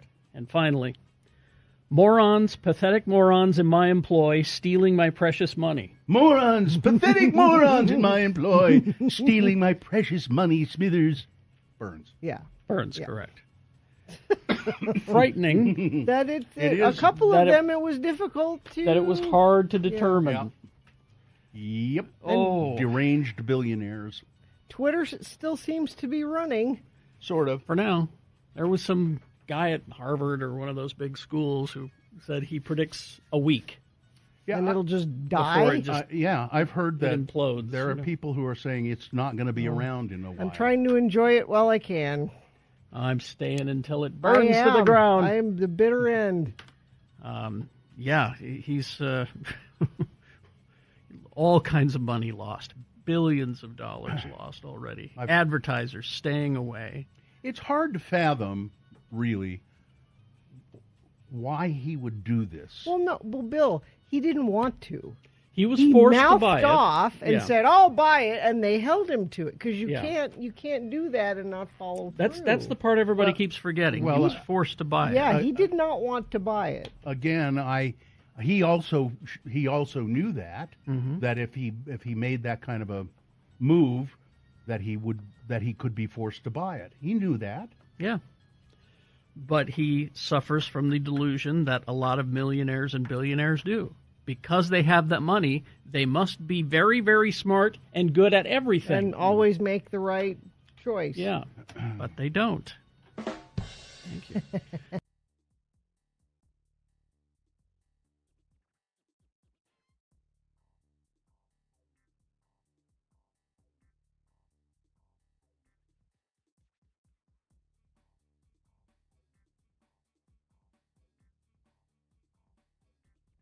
All right, 8:47 right now. I got a call from my sailor son this morning. I know. We heard it. It was here in studio. Oh, so it's time. Hello, sailor boy. My son who's in the Navy, the time I talk to him most is early in the morning because where he is in the middle of the Indian Ocean is 12 hours ahead of us. So he was getting off, right when he's getting off work is when we're starting in the morning. And he called this morning and he's like, "Oh, you're on the air. I'm sorry." I'm like, "That's okay. It's nice to hear your voice." He was excited because they had guests on the island. Guests. So apparently the NFL sent NFL cheerleaders. The National Football League? Yeah. And I'm wondering if any of you have sailors or airmen or soldiers or anywhere. I'm curious. They must have done this other bases, not just his base. But they sent NFL cheerleaders to the island to watch the Super Bowl and have a Super Bowl party with. What? with just to raise morale or what? Yeah, it's like a USO kind of thing. And there were cheerleaders from the Bengals and the Ravens and the Cardinals and the Vikings. They'll sit with you and watch the Super Bowl with you. Don't touch them. No, and don't they have their pom poms and they have their. Well, of course they did. What's a cheerleader without a pom pom? Well, how do you know they're a cheerleader? Exactly. If you don't have a. But I said so. So they're staying there all weekend, and this is an island where there is no civilian like I can't go there to visit. Well, that's what Guy in the chat room is saying. So the NFL can send cheerleaders, yes, but you can't visit. Exactly. Well, Gina does not have the power of the NFL. But if I had pom poms, maybe you know. Well, and the next question is which one of these cheerleaders is he going to bring home? No, we're not Okay. doing that. All right. No. But so they're there to watch the Super Bowl. Now, remember what I said at the beginning of this. They're 12 hours different from here. Yes. So their Super Bowl party is at 5 o'clock in the morning. I would skip it. And I Well, I said, are you? yeah, but you haven't are you seen gonna- the cheerleader for the Bengals. Are you going to go? And he was like, well, yeah, probably. But then he has to work that it's Monday. So it will be it'll be 5 o'clock Monday morning where he is so it's a work day for him. So will he be able to see the Super Bowl and then go to work? I guess. Yeah. I mean, he might not be able to watch all of it or depending on how long it Well, goes, it's worth but it because you haven't seen the cheerleader from the Bengals. I have not. Oh. Yeah. She makes it all worth it. But I mean, I do think it's good that the military sends, distractions to. I don't know. Isn't it like say here's a big box of candy, but you can't eat any of it. But I mean, the USO that's been remember Marilyn Monroe would go. Yeah, but I mean there was also some entertainment. What are they going to do? They could do a routine. Shake their Maybe they're pom-poms. doing a routine. Are they going to work on a routine? I bet they have a routine. Well, you didn't. Apparently, they do this every year. Oh, is somebody saying that's a thing? We've got a guy. Is a guy in the chat room says. Well, what do they do? Yeah, they do this every year. What do the cheerleaders do? They're just there for morale. They just sit there? No, I mean Bill, what do they do at any meet and greet? Okay. You take your picture with them. Yeah. Apparently they do this every year. Well, here's a bunch of. I've got a bunch of pictures he sent of cheerleaders at Diego Garcia. Yeah. And they stand in front of trees and stuff. Now, what are the cheerleaders that they sent for this one? That's what I was saying. They sent the Bengals and the Ravens and the Cardinals and all the losing Vikings. teams. Yeah. Well, yeah, none of because the winning teams They gotta work. They got to work on Sunday. So is it like, okay, you're here on the island, you want to play Monopoly? Is it that kind of a thing? Yeah, I mean, I don't know. They just pose for pictures. Yeah. That's all they do. Which is, I mean, let's not belittle it. It's just, I'm not. I'm trying to figure it out. Here's a texter. When I was in Iraq, we got cheerleaders and Conan O'Brien. Oh, really? I don't think That he's was going to get Iraq. Conan O'Brien. So I'd play Monopoly with Conan O'Brien, sure. Yeah. This is just Diego Garcia. But I think they probably do this at a lot of different bases. Would be my guess. Yeah, like at Christmas time, they flew in some band. I mean, really? No, I mean nobody you've ever heard of, but they flew in a band to perform, and I think it's nice they do stuff like that. Oh. I guess it would be. I don't know. What? I guess it would be exciting. What? Oh, look, cheerleaders. I don't know. It just doesn't. That's it? You're not a real man, are you? Well, probably not. Real man be excited to see a cheerleader. Probably not. I mean, they just stand around and get their pictures taken. Yeah, that's their job. No, their job is to cheer. It's right in the name. Cheerleader. Their job is to go to events and people cheer. want their picture taken. And Gina, they don't call them picture leaders. Picture leaders, they're cheerleaders. Oh, they'll sign some autographs. Yeah. Okay. So many pictures of. Apparently, this happens a lot. at different military bases around the world. Here they are doing some sort of dance routine in the gym. I think it's a Zumba class. Yeah, I mean. Well, and they're there to raise morale. They're cheerleaders. Maybe they'll teach them some cheers. What else do they do for the guys? Do they have like movie night? Or, that kind of thing. Yeah. What else? What else does they need, especially on a faraway post like that, where there's not like a town close by that they can go. They do movies. They do. I mean, bingo. They have bingo. Probably. It's. I don't know. Do they have special themed dinners? Yeah. It's Hawaiian luau night. Yeah. So if I go through my game closet and get rid of some games, oh yeah, send them to him. Send them to him. I sent. I made it his care package with the comics you gave me. Thank you good for that. Well, but I still have more. Oh, give them to me. And then I went to Taco Bell and I got a bunch of sauce packets because I can't really send him Taco Bell food. But you could. It keeps Taco Bell food. Taco Bell food sent through the mail will not substantially change from what it is when you get it at the store. I don't know why it is that Taco Bell is the thing that he is missing the most right now as far as food goes, but that's the thing he can't wait to have is Taco Bell. Because that Mexican food is the most American thing he can think of. Yes.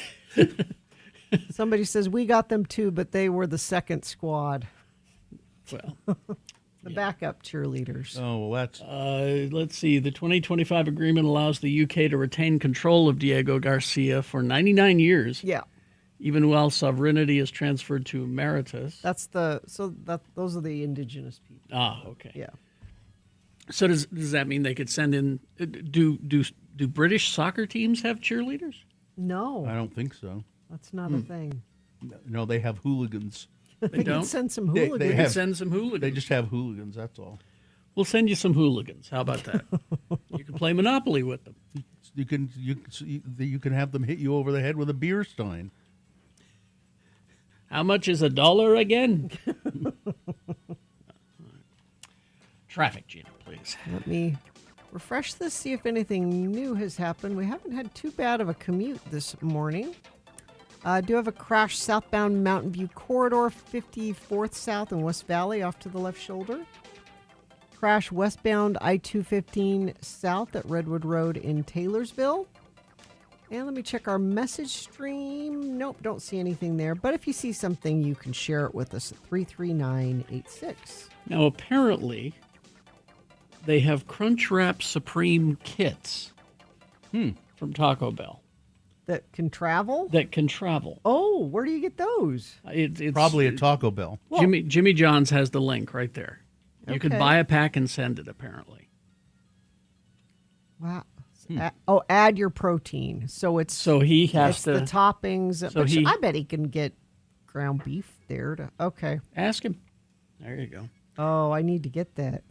Okay. See? Thanks, Jimmy. Our magic box always comes through. We will take a break, play a song. After that song, it is the Boner Recap game. Easy to play the game. Just tell us who won the boner. If you were listening, you know who won the boner.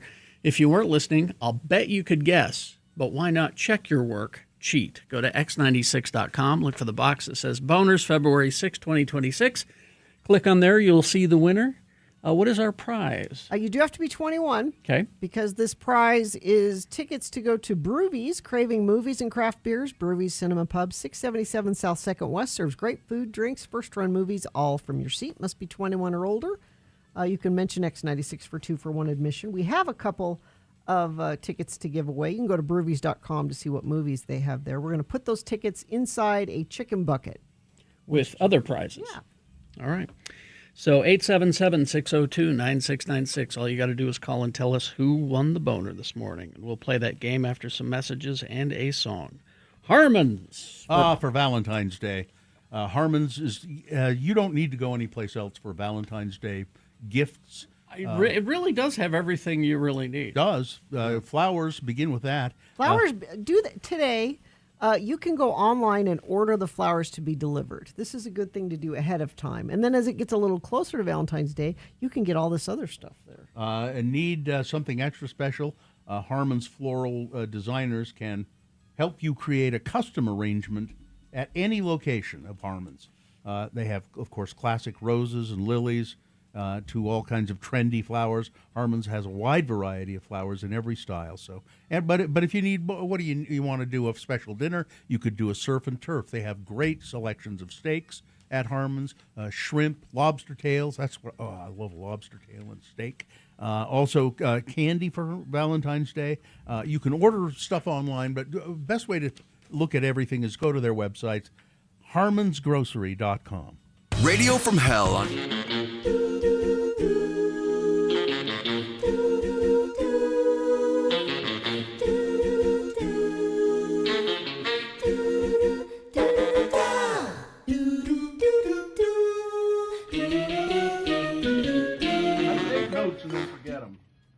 You take notes? Okay, here we go.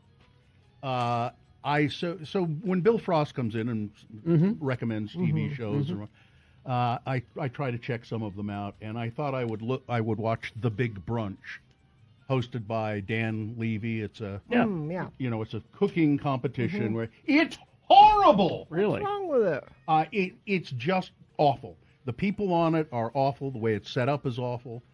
He's just not a really great host. Now I just watched one, and maybe it settles in and gets a little better. Okay. But I think you just hate brunch. That's what I think. You are a brunchist. A brunchist. You know, you really shouldn't say things like that without having seen it. When was the last time you went to brunch? I don't brunch very often. This is my point. But Dan Levy seems to believe Levy, that brunch like Eugene is it Levy? Levy? It's oh, Eugene it's Levy. Levy. Yeah.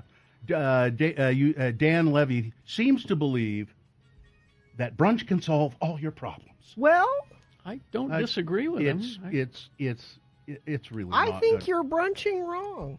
Why don't you do me a favor and watch the show?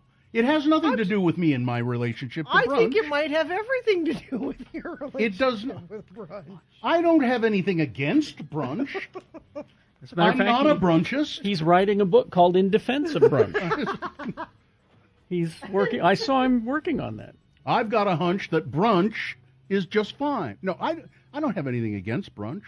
I'll go to a brunch. It's not something that I bet do you'd often. complain about a brunch. Don't try me. What? I'll go to a brunch. What do you mean? I complain about? I bet a it brunch? would not meet your needs. The brunch. What? What are you talking about? If it was a brunch of nothing but liver, yes, that would not be good. Who would do that though? Nobody. Like because there's brunch buffets, but then there's just a brunch where you order off the menu. And Yeah, I don't think that's brunch. ordering off the menu doesn't count as brunch. I don't it think has so. to be a buffet. Really? I think kind of. No, Yeah. I disagree. I think it has to be a buffet. Some of the more wonderful brunches I've had were off the menu. No, but you don't, because when you go to a brunch, you want to be able to, You go to the omelet graze. station. Yeah, go to the omelet station. And usually they'll have a roast beef. When I go to brunch, I don't want to get up from my table. I want everything brought to me as though I am the king. Well, so we have our own theories about brunch, but nevertheless, the show The Big Brunch sucks. Yes, that's what we're. It really does. Right. Okay. Well, now I have to watch it and see. I'm not a brunchist. The judges are terrible. It's just not good. What are they judging? The food? Yeah, now what we want you to do here is we want you to make an egg dish that represents your personality and your goals in life. What? That's okay. Scrambled's out. Really. I mean, everything is every dish that they do is kind of geared that way. Really? Well, you're poached, Bill. Clearly, we want you to make an egg dish that tells us about your past. What? Historical eggs? I mean, that's what it's like, and it's terrible. It's a terrible show. I like brunch just fine. Now, if I were a good morning radio DJ, I'd be writing a parody song right now. done to the tune of King of Pain by the Police, King of Brunch. King of Brunch. Because I am the King of Brunch. Yes. There's a pitcher of mimosas on the table today. The same old. Yeah. I would. Well, I'm not a very good morning DJ. Though, No. Well, you need time to do these things. No. All right.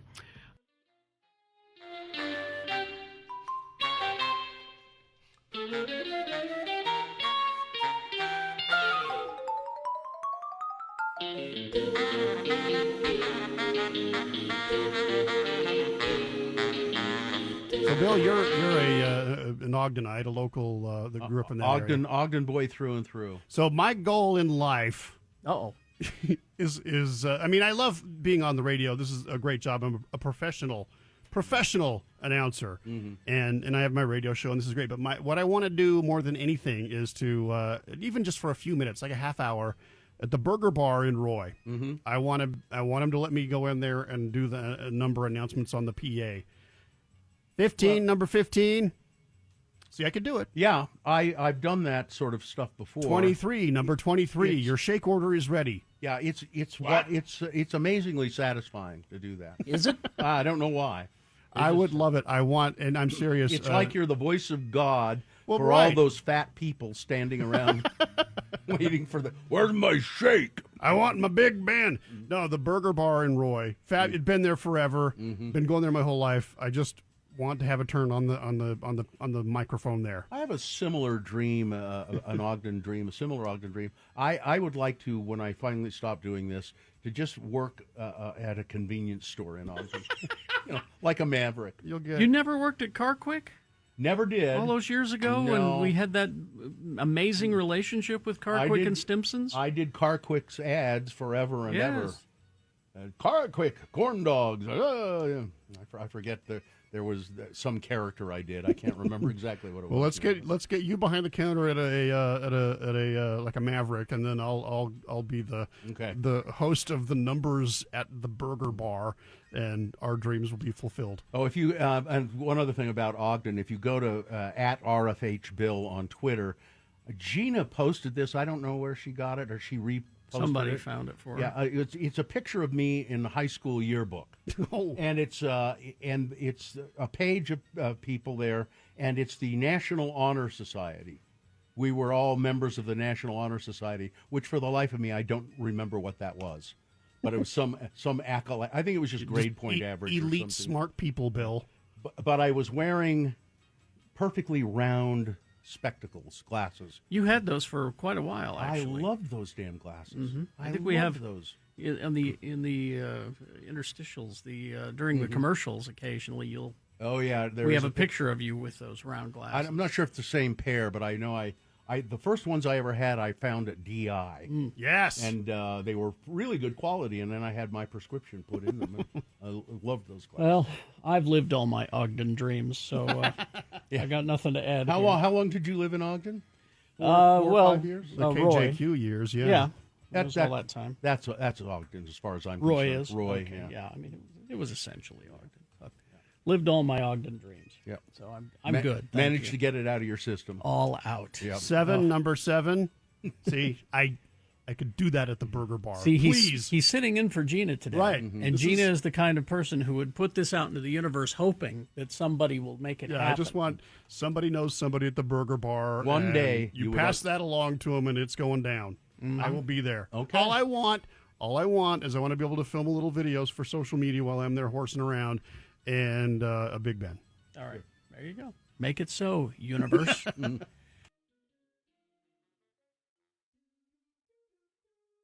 Just a quick note here.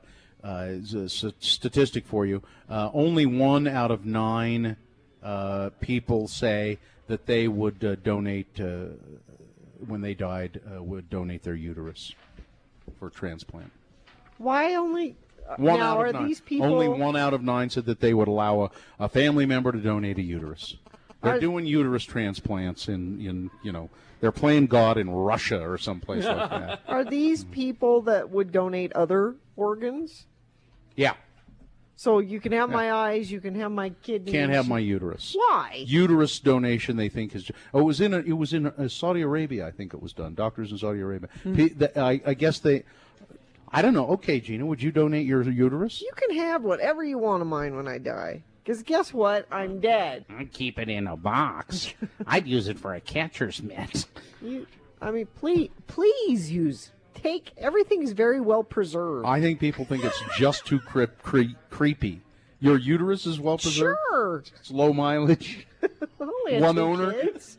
It's a one I owner. only drive it to and from church on Sunday, and that's it. Yep. Well, okay. Good. Please have it. All right. Take my uterus. Heather in Mapleton is excited that Green Day is opening the Super Bowl, and she will be watching early so she doesn't miss that in Mapleton. I imagine they have something special planned. I don't know. Bet. I would think. Always a good show. Never a bad show from Green Day. All right. Let's see what we got here. We have the Boner recap is what we have. Is that, I do think we so. have? I don't really, I don't care. No, you care because our good friends at Broovies have given us Yes. a prize to give away, and Okay. we owe it to Broovies to give it our all here on the Boner recap. So maybe Austin will be able to win the prize. Well, let's see, shall we? Austin, are you there? Good morning. Yes, I'm here. Hi, what are you doing today? Just dropped the kids off. I'm headed to the lab. Oh, the lab, What yes. was all that code for? Drop the kids off, heading to the lab. Yes, we know what you're doing, Austin. code? Mhm. Austin? Yeah, that's right. If you are successful in doing this Boner recap, you will win this. Well, it's a Radio from Hell chicken bucket. And in that chicken bucket, you will find various prizes, a Boner T-shirt, probably a coffee mug. I have here, right here, I've been meaning to. Let's put these in Austin's chicken bucket. What is that? These are coasters, drink coasters that look like records. Oh, those are cool. Yeah. Oh, yeah. Let's. We'll put that in your chicken bucket along with a certificate to 2 tickets to go to Broovies. A movie at Broovies. Okay? Craving movies and craft beers, Broovies at Cinema Pub, 677 South 2nd West. Serves great food, drinks, first-run movies, all from your seat. Must be 21 or older with ID. You can mention X96 for a 2-for-1 admission. Go to broovies.com for more information. Don't forget to put these in Austin's chicken bucket, okay, Katie? Yeah, she's got it. And now, that assumes, of course, that you're going to win this.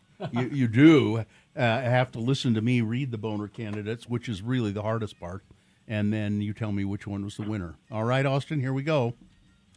Number 1, come for the buffet, stay for the funeral, or stay for the burial. A couple of German backpackers in Thailand accidentally gate crashed a funeral in Thailand. So they were having food at this funeral, and these backpackers smelled the food. They saw this big hall. There were a lot of people. There were tables. They said, oh, must be a restaurant. Must be a buffet or something. Let's go in there and get something to eat. And they went and sat down at a table and waited for menus. Finally, a door greeter walked over to them and said, this is not a restaurant. You're at a funeral. Well, they were very embarrassed. But the greeter was really nice about it. He said, look, it's kind of funny. You didn't realize. Stay and have some food, okay? And so they did. And a good time was had by all. Boner candidate number 2, Mr. Sticky and the battle over his buns.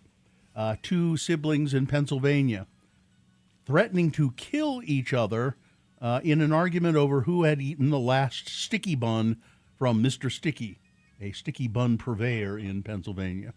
Really good. And then Boner candidate number 3, the racist in chief. I almost don't like to describe it or say it. Donald Trump posting a video depicting former President Barack Obama and former First Lady Michelle Obama as monkeys. Put superimposed, photoshopped their heads onto the body of monkeys. Mm-hmm. So those were the three candidates. I bet you can't guess who won overwhelmingly. Well, as much as I sympathize with number 2, it was number 3. Yeah. Carrie found something interesting about that. Here's the thing, is that Caroline Leavitt then came out and said, look, this is just a Lion King thing. Yeah. You know, Trump is the king of the jungle, and it portrays other people in there as well. Here's the thing. There was only one monkey in the Lion King. Yeah, that's right. Rafiki. There were no chimpanzees. No. And that's what the picture is, is chimpanzees. Yeah. Carrie, you can't explain away racism because it's racism. And everyone who's excusing it is okay with yeah, racism. walk away from them. Cut them out of your life. But you won a prize, Austin. Yes. So congratulations. Thank you so much. You're welcome. Hang on the line, and we'll get you that. Katie will tell you how to get your prize. Yeah, hang on. Yeah. No, well, it's a... No, it's not. It's really, it's almost not worth talking about because it's so...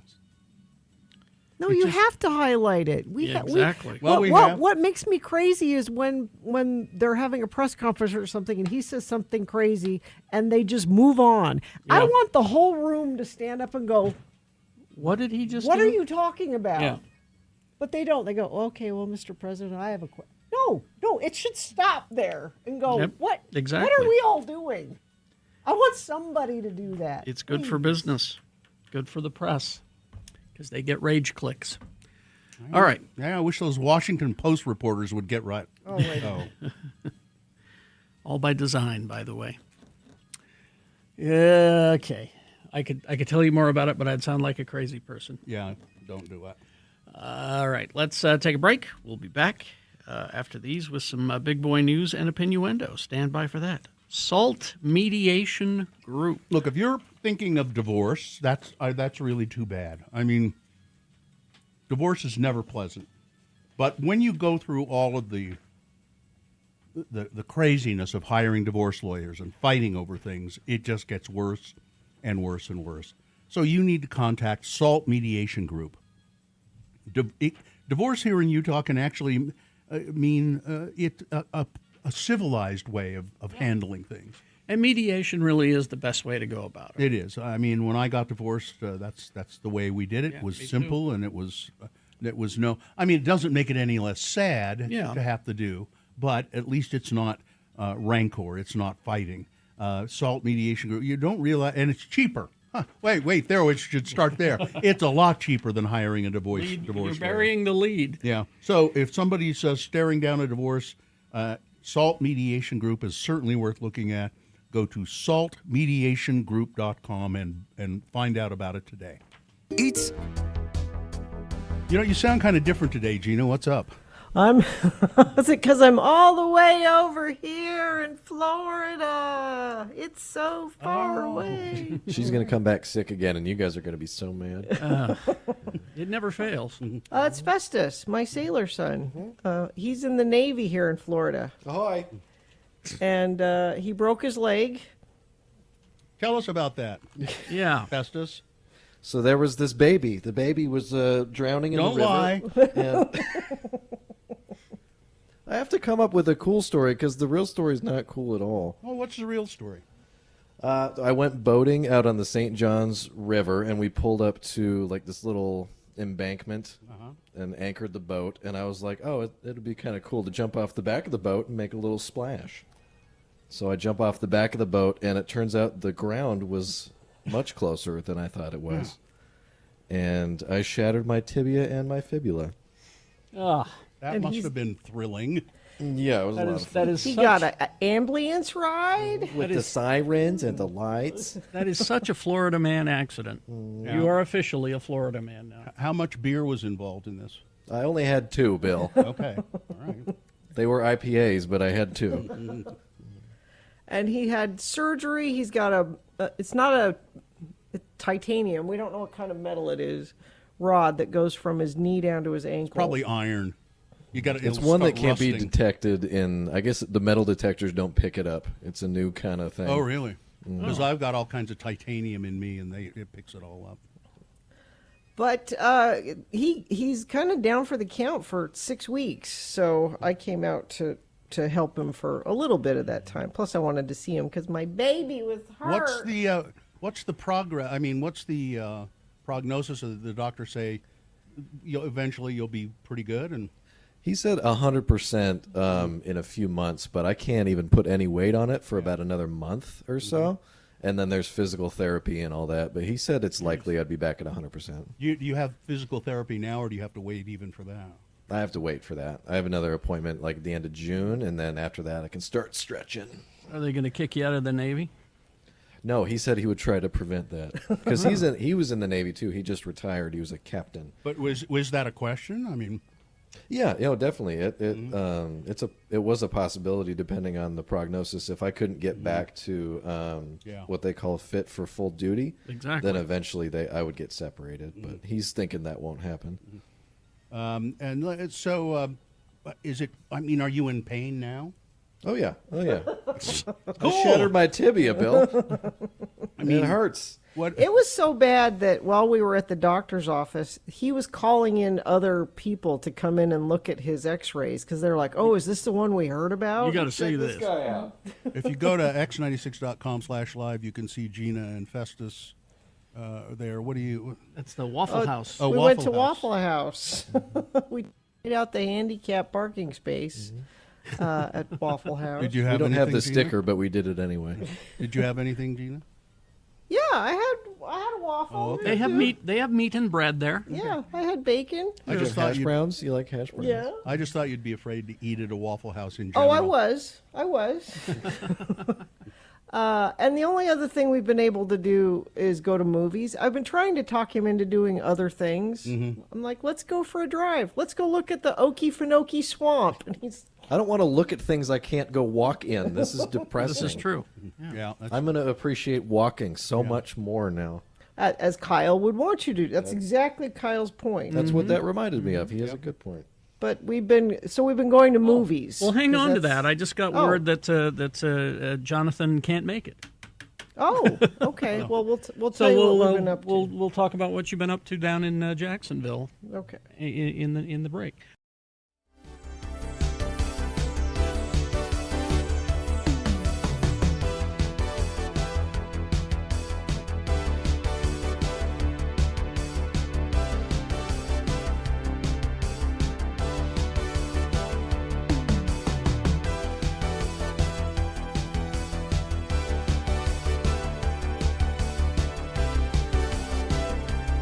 .22, Big Boy News and Opinioendo now brought to you by Post Malone and Jelly Roll, July 28th at Rice Eccles Stadium. Information and tickets at x96.com. Tune in with Todd Newcomb all week long to win tickets. And don't forget, the views expressed on X96's Radio from Hell show do not necessarily reflect the opinions of Broadway Media, its management, owners, or advertisers. This program is intended for mature audiences. Parental discretion is advised. Robert F. Kennedy Jr., when he was being questioned at his confirmation hearings, U.S. Senate, said that they were questioning him about a trip that he took to Samoa in 2019, which came ahead of a devastating measles outbreak. So Kennedy goes to Samoa, 2019. And then sometime later, not long after he had been there, a measles outbreak was in Samoa. Now, Kennedy said, that trip I took had nothing to do with vaccines. That's not what I was there talking about. Well, documents obtained by The Guardian and the Associated Press undermine that testimony. Yeah. Emails sent by staff at the U.S. Embassy and the United Nations provide for the first time an inside look at how Kennedy's trip came about and include contemporaneous accounts suggesting his concerns about vaccine safety motivated the visit. The documents have prompted concerns from at least one U.S. senator that Kennedy, now leading America's health policy, lied to Congress lied to Congress over the visit. Kennedy's trip bolstered the credibility of anti-vaccine activists ahead of the measles outbreak that sickened thousands and killed 83 people, mostly children under the age of 5. The revelations, which come as measles outbreaks erupt across the U.S., build on previous criticism that Kennedy's anti-vaccine record makes him unfit to serve as health secretary. Yes. Just patently unfit. So Kennedy goes to Samoa and talks to high-ranking people in Samoa and saying, you really have to stop the vaccines. You shouldn't be vaccinating. The vaccines are not good for the kids.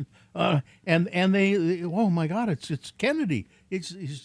We believe him, and so they stopped vaccinating their kids. I mean, they didn't have a great vaccination rate, I don't think, to begin with, but it just killed it. Yep. And then a huge measles vaccine outbreak occurred, and all those kids died.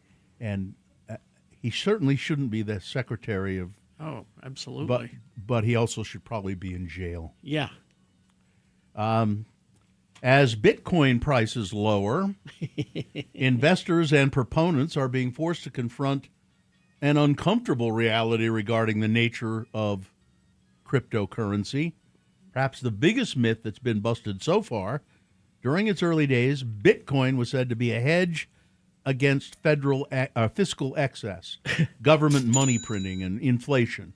And yet, Bitcoin prices have continued to trend lower since October, even as the U.S. dollar has weakened and worries about unsustainable levels of government debt have been blamed, at least in part, for driving a huge rally in gold. It's totally confounding. The dollar has been tanking by all metrics, and yet Bitcoin has done even worse. Yep. It's literally the opposite of what has been promised, said one longtime crypto investor who bought his first Bitcoin in 2014. Based on performance, yesterday was the worst day for Bitcoin since June of 2022. It's tanking.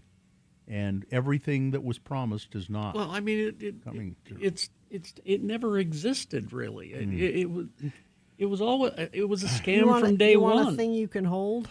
Yeah. Stacy, that's her name, was at the top of her game in poshness and pizzazz, but when it came to cutting a curvy hourglass figure, the svelte New York City siren came in dead last until she spent some money. Nearly $45,000, getting her hips and her rear end pumped full of a dead person's donated fat. What? That can sound a little jarring at first. I'm jarred, said Stacy, a 34-year-old married financial specialist. But when you look at it scientifically, cadaver bone tissue, the bone and skin and tendons removed from a deceased donor, has been used in medicine for decades. I have cadaver bone in my mouth. So there you go. She said the use of cadaver donor fat has given her slender frame some much-needed The Manhattanite, who asked that her last name be withheld from publication, used the harvested human remains for a mini Brazilian butt lift. She also relied on borrowed goods, cadaver dead people fat, to fill her hip dips and to revise a botched liposuction job on her inner left thigh. It's highly regulated and ethically sourced, she said. It's like we're, recycling. Oh, jeez. Okay. It's I mean, no, it's not like you're turning, aluminum cans into airplane parts, but I just don't understand why you don't just eat a little more. Well, Gina, this is called, if you ever need it, it's called aloe clay is the procedure or the company that does it. I would be more likely a donor than a recipient. Yeah, check and see if she's still breathing. I don't need anything extra. It says here we can harvest her fat, so maybe that'd be a way to make some extra money. Harvest fat? Yeah, you pay me now and you can harvest my fat when I die. Red Lobster just announced a brand new collaboration that nobody was expecting. The iconic seafood chain is teaming up with Vaseline Yes. to bring Okay. to bring a romantic experience this Valentine's Day. Now, what exactly is a restaurant that serves lobster, all-you-can-eat shrimp and fish coming together with a self-care brand known for its petroleum jelly? Yeah, tell me more. You might ask. Well, the eatery, however, insists it's a natural fit. While the partnership may feel unexpected, it's grounded in a simple Valentine's truth. Red Lobster is already a date night staple known for decadent creations and moments that normally bring people together. In celebration of the upcoming February holiday, the brands are debuting the Vaseline Red Lobster Kissing Booth, a limited time Valentine's Day experience taking over select booths at Red Lobster Times Square in New York. Oh, it's a booth you sit. I get it. Okay. With plans to bring together everything beauty and foodie enthusiasts love about a true date night. Yeah, there's like rose petals there. You can see that in the picture. The Vaseline and Red Lobster Kissing Booth invites patrons to lean in with confidence through a 5-course dining experience. Okay, those little Vaselines that they're showing there in the picture. They're kind of cute. They're cute. And I like Vaseline it's good for your lips because it doesn't have. Sometimes you get lip stuff and it's got a bunch of other junk in it. This Vaseline is just good for your lips. But when you have nails like I do, trying to get it out of that little container Exactly. is How do you difficult. know you don't have nails like Gina? Oh, but I do have these nails, and my eye cream is in a little jar, and it never fails. I always get it under my nails instead of on my finger. Yeah. Carrie knows he has beauty routine. I have a routine. my under eye cream is it's from the Dollar Shave Club, and I've settled upon this because of the way it's dispensed. It's like in a little plastic flexible tube, but on the end is a kind of how would I describe it? It's sort of a flat angled surface with 3 holes in it. Oh, there you go. So you just squeeze a little bit out, and it comes out on the flat surface, and then you just Rub it in. And it works. You don't even use your finger at all. The applicator matters. I'm glad we're having beauty chat. This is great. Well, we could continue it after these messages. Is that all the time we have here? Yeah. Okay. Weather. Could be 60 degrees on February 6th. Everything's fine. It will be this way all weekend, by the way. Very, very warm, sunny. There's a big event. I don't know how they're going to do it. It might be worth going to that ski joring event downtown because they trucked in a bunch of snow. It might be worth going just to see how long it takes for it to melt. It's not right. No. Things might be a little more right earlier in the week. We've got a 40% chance of rain. Won't be snow because it's still warm, but at least it'll be something. All right. Thank you very much. Yeah.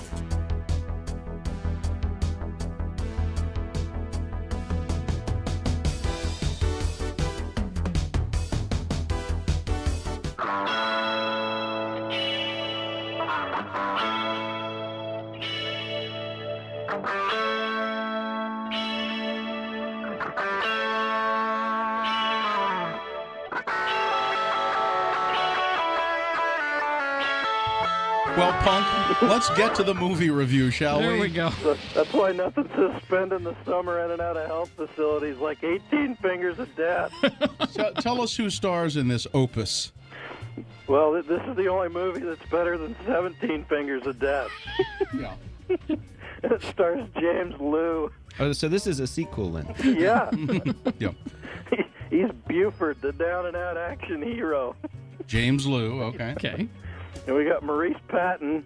Yeah. He's Ronald Mack, the college student and wannabe director. Okay. Lisa Arturo. Nope. She's Sushi Q, the Honorable Fortune Cookie CEO. Okay. Pat Morita. Oh, well, there's a name I recognize. Arnold from Happy Days. So I know this movie's at least a year old, right? Exactly. Well, I noticed he's got lots of others that are in post-production. Oh, God. All right. He's the humble restaurateur. We got Lorenzo Lamas. Lorenzo Lamas, yeah. He's a Antonio Bandana, the singing martial artist. Okay. Oh. Robin Shue. It sounds like just a great movie. Yeah. He's Jackie Chong. Yeah. And we got Charlie George Brown as Chuck Norris. Chuck Norris. Okay. God. And Kurt Graves as Steven Seafood. Okay. Tell us the plot of 18 Fingers of Death. Well, as far as I can tell, this guy starred in 803 of the finest action movies ever filmed, but he's come up with a script for what could be his breakout role. But when the producers back out and pull his funding, he's forced to pull out the "will work for Kung Fu for money" sign and sell his Kung Fu movie memorabilia in order to get enough money to make a movie in 1 week for the Sundance Film Festival. God. And they managed to get like about 90 minutes out of this? Yep. Jeez. A full 90 minutes. All right, have you got a scene from 18 Fingers of Death? Yeah, I thought I'd give you a little Pat Morita. Okay. Oh, good. Pat Morita. So here we go. Mr. Lee, listen, I've always been wanting to know, do you have Chinese Jews? Chinese Jews? Oh, very sorry. Today, so no Chinese Jew. We only have the apple Jews and the orange Jews. Oh, man. Jeez. This is worse than I even dreamed. Yep. What are you giving this movie, Punk? I'm actually giving it 3.5 Prozac. What? It's the pills talking, Punk. It's the prednisone. I think it's the prednisone. For digging up guano, lining up to fight. You can only fight the good guy one at a time. That's you right. have to circle him. Yeah. Feathered hair, the drunken bastard, Bong Fu the series, a wicker basket beaten, bow tie in the kitchen, cowboy Fu, a fallen in love montage, an attack midget, and yes, learning to speak out of sync. Learning to speak out of sync. All right, and what junk food are you going to have while you watch this movie? I think you need to gather a few Lynn Wilson's meat and cheese burritos with extra cheese and onions. You can mix in the Durkin's French fried onions as you need. A nice meatball hero, some rainbow Twizzlers, a bunch of Starburst, Reese's Pieces, a bag of Honorable Fortune cookies, and, yes, a nice cold canister of Lost Energy drink. All right, Punk. Wow, sounds lovely, doesn't For those of you that are lost. All right. 18 Fingers of Death. The movie that's better than 17 Fingers of Death.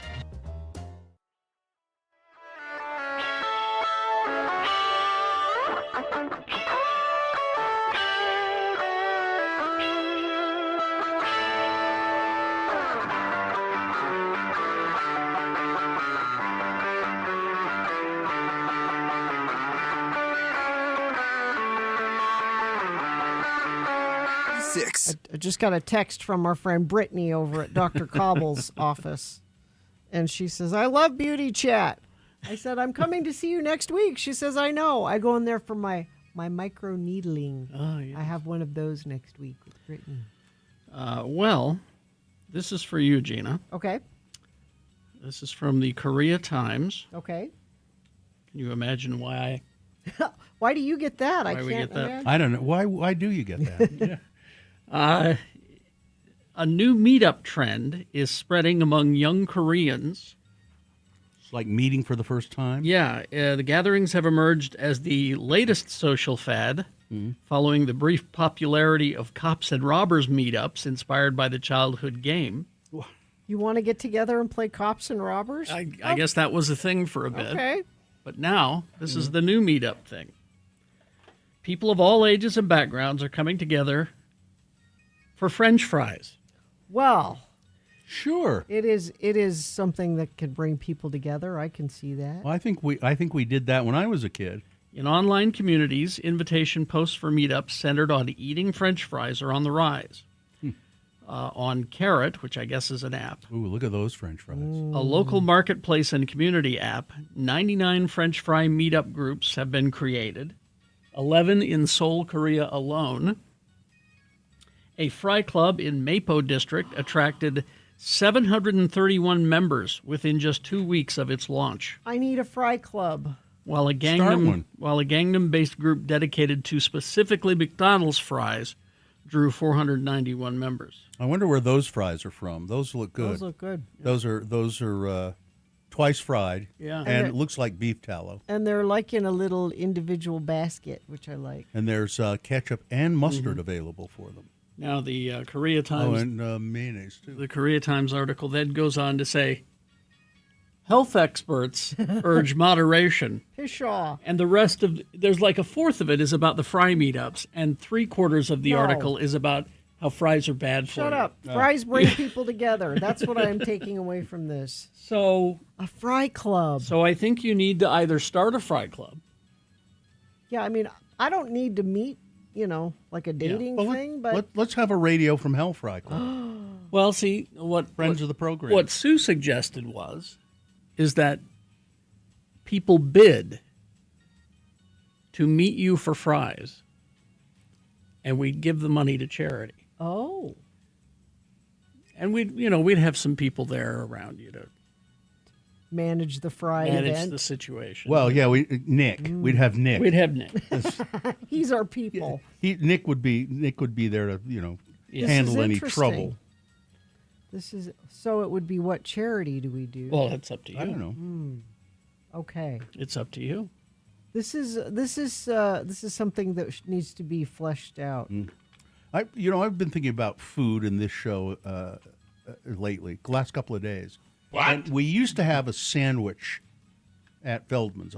Yeah. But I looked at their menu, and it's not on there anymore. They only get the tongue occasionally. And it was the It's a Radio from special. Hell tongue sandwich. Mike explained that to me. He says it's not on the menu. We only get tongue every now and then. But I think we should have at a restaurant we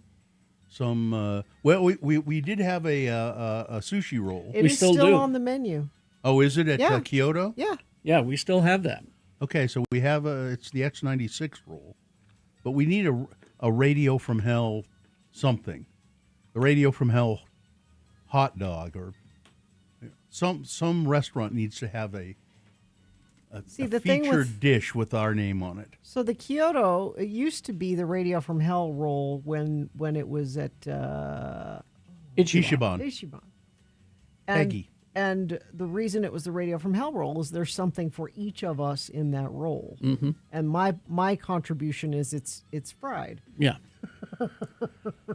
And then Peggy went over to Kyoto, and she took the rrecipe with her. And But I think is it still called the Radio from Hell roll? It's called the X96 roll now, but my point being is it was specific to us how that roll is put together. Yeah, but it's still there. And the tongue sandwich, that makes sense. The Radio from Hell tongue. You see, tongue, because you get it. Well, and briefly there for a while, Captain Bastard's restaurant, he named a cocktail after me. Oh, what kind of cocktail was it? It was an appletini, and it was called the Jackson. And then when he closed that Jackson restaurant, is a nice name for a cocktail too. Yeah. That's something you can see going into a bar and ordering a Jackson. That's a nice. We had you wouldn't go into a bar and order an all red. No. Give me. Yeah, I like an all red, straight up, please. unless it was tomato juice. Red. Yeah. How would we? I don't know. We need Jimmy here. But I just think we had to have some restaurant offer a signature dish that's named after this show. Something that we could. Maybe I could get somebody to do finger steaks. Finger steak? I would like that. I'm just trying to get somebody to do finger steaks. Something that's fried. You take a good, nice piece of steak and then you fry it. I have my thing, Bill. You can have yours. I'm glad you didn't say I have my standards. No, my thing. We ought to have Jimmy create us a cocktail. Yeah. Perhaps for our anniversary. Our anniversary that we may celebrate. That we may or may not make it to. Yeah. The 40th anniversary of the Radio from Hell show is coming. I mean, just the day is coming up. Nothing's been planned. Nothing's been planned but, because nothing's been planned. Yeah, because they expect us to plan it. I don't want to plan I think my they own should party. surprise us. Exactly. You don't plan your own party. They should surprise us. Exactly. You want to walk in a room and go, "What, for me?" Exactly. You don't want to plan it. It's lame when you plan your own party. It was on Tuesday that somebody said, so if you guys have any ideas, of what you want to do. Yeah. And I'm like, No, you don't plan your own party. That's Yeah. weird. Somebody in the chat room there, Nicole wants a tater tot. I'll do a tater tot club with you. I like tots. I've been a tot fan for a long time. that's what we're having for Super Bowl. You're having tater tots? Tachos. Tachos. Yes, Yeah. instead of chips, it's tater tots. And all the stuff on top of it. Joe's making the Mississippi pot roast, and then he's turning that into tacos. Yum. Yum. All right. Well, let's take a break, play a song.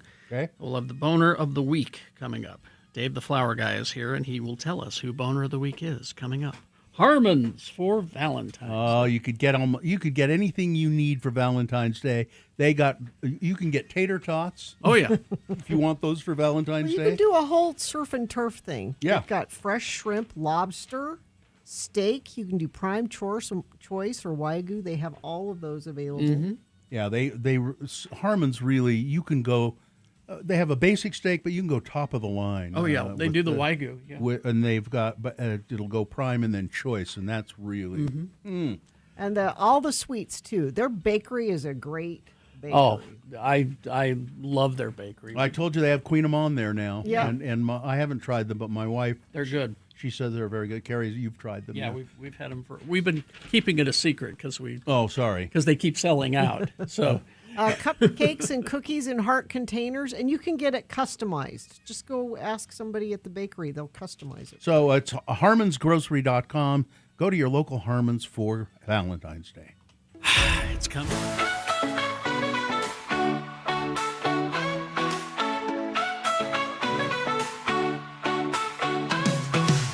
In the Clyde Collective, we know how to have a good time. Come show.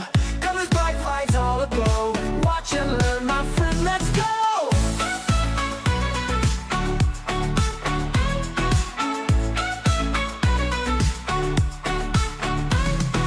Feel the beat, it's in your soul. Rainbow lights, let's lose control. Move your body, break the mold. Last week, I told a story about going to Utah. It's a brewery in Ogden. Mm-hmm. Okay. Delicious. Mm-hmm. Not only do they have good food, but superior bathroom facilities. Wow. Okay. For the ladies. Okay. I took a picture of it. I don't think that Dawson has that one handy, probably. From but the exterior or on the inside? No, inside the women's bathroom, they had a shelf with a little sign that said, "Please only take what you need." Uh-huh. And this large assortment of things for women. There was lotion, there were tampons and pads, because not everybody likes a tampon. Mm-hmm. There were hair ties. It was just, I was very impressed, but curious about the amenities in the men's room. You took a photo of the inside of the men's room? No. But I put field reporter Sketchy Blake on the case. Okay. And here is his report. All right. Lords of Morning Radio, Sketchy Blake of Ogden here, embedded deep behind enemy lines, known as My Own City, on assignment for what is shaping up to be the most important investigative journalism of our time, Restroom Equity in northern Utah. Okay. Following Gina's glowing report on the luxurious spa experience that was the women's restroom at Utah Brewery, complete with tampons, hair ties, artisanal lotion, and what I can only assume is the faint smell of eucalyptus, I knew I had to act. After a 12-hour day of solving telecom problems no one understands, yes, the menu options have changed, I turned to math teacher Kim, my wife, truth teller, and unwilling accomplice, and proposed a midweek bathroom stakeout. She rolled her eyes so hard I swear I heard vertebrae crack, but promised to buy her a drink, so just like that, she was in. We boarded the heavily armored Subaru Solterra, fully charged emotionally and literally, and ventured into the sketchiest quadrant of Ogden. We parked in the haunted skeleton of the old Ogden City Mall garage, gripped our tasers, standard Ogden etiquette, and approached Utah, only to find the doors locked for a private event. I tried everything. I flashed my press credentials, channeling Bill Allred's righteous fury and booming, "Don't you know who I am?" I need to use your bathroom. Yeah, I was lovingly shown the exit.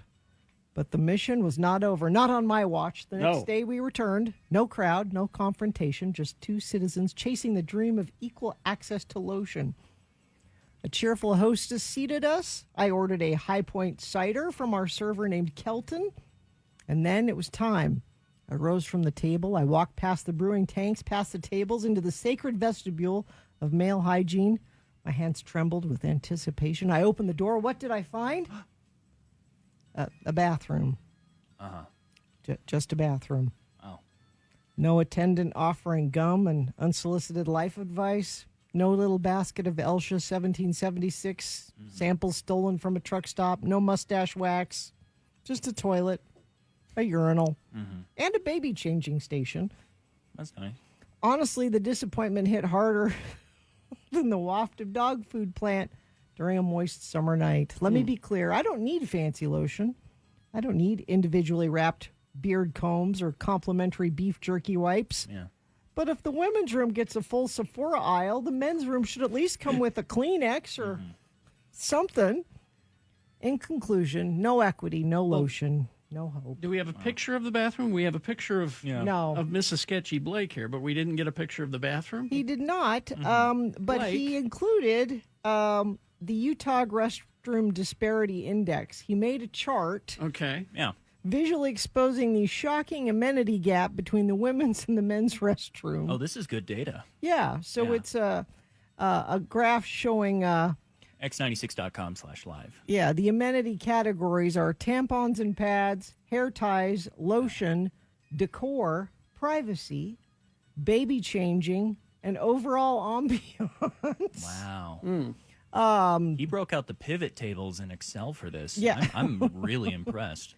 It's so I guess the fact that there's baby changing station in the men's room, that's a good thing. But I would implore Utah, first of all, congratulations on the great amenities in the women's room. I think you need to add some amenities to the men's room. We're calling you out, Utah.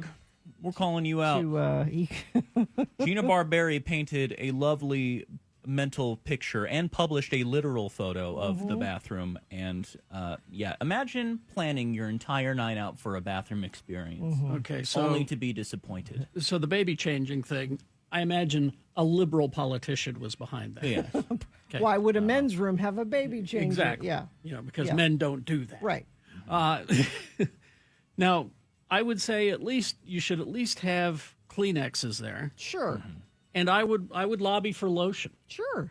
Because moisturizing is very important. And you wash your hands, and that can be drying. Mm-hmm. Even I would even say hair ties. There are men with long hair that it's kind of That's nice true. That's true. be able to when you're eating to get it out of the way. Yeah. Okay. Maybe a stack of cigars. Huh? Well, I don't know. Yeah. No. I want to Little thank whiskey on the rocks. thank Sketchy Blake for accepting this assignment and completing it to our satisfaction. I appreciate the effort. All right. And if you have photos of bathrooms that you'd like to send us, Yeah. I mean, make sure nobody else is in there. But I am looking. Listen, flush before you take the picture. But don't encourage bathroom photos, Nick. But I am curious. That's what you guys are doing. I'm just trying to pump it up. I'm curious if anyone knows of a men's room that is equally outfitted. It's not the one here at our workplace. No. I will tell you that. Absolutely not.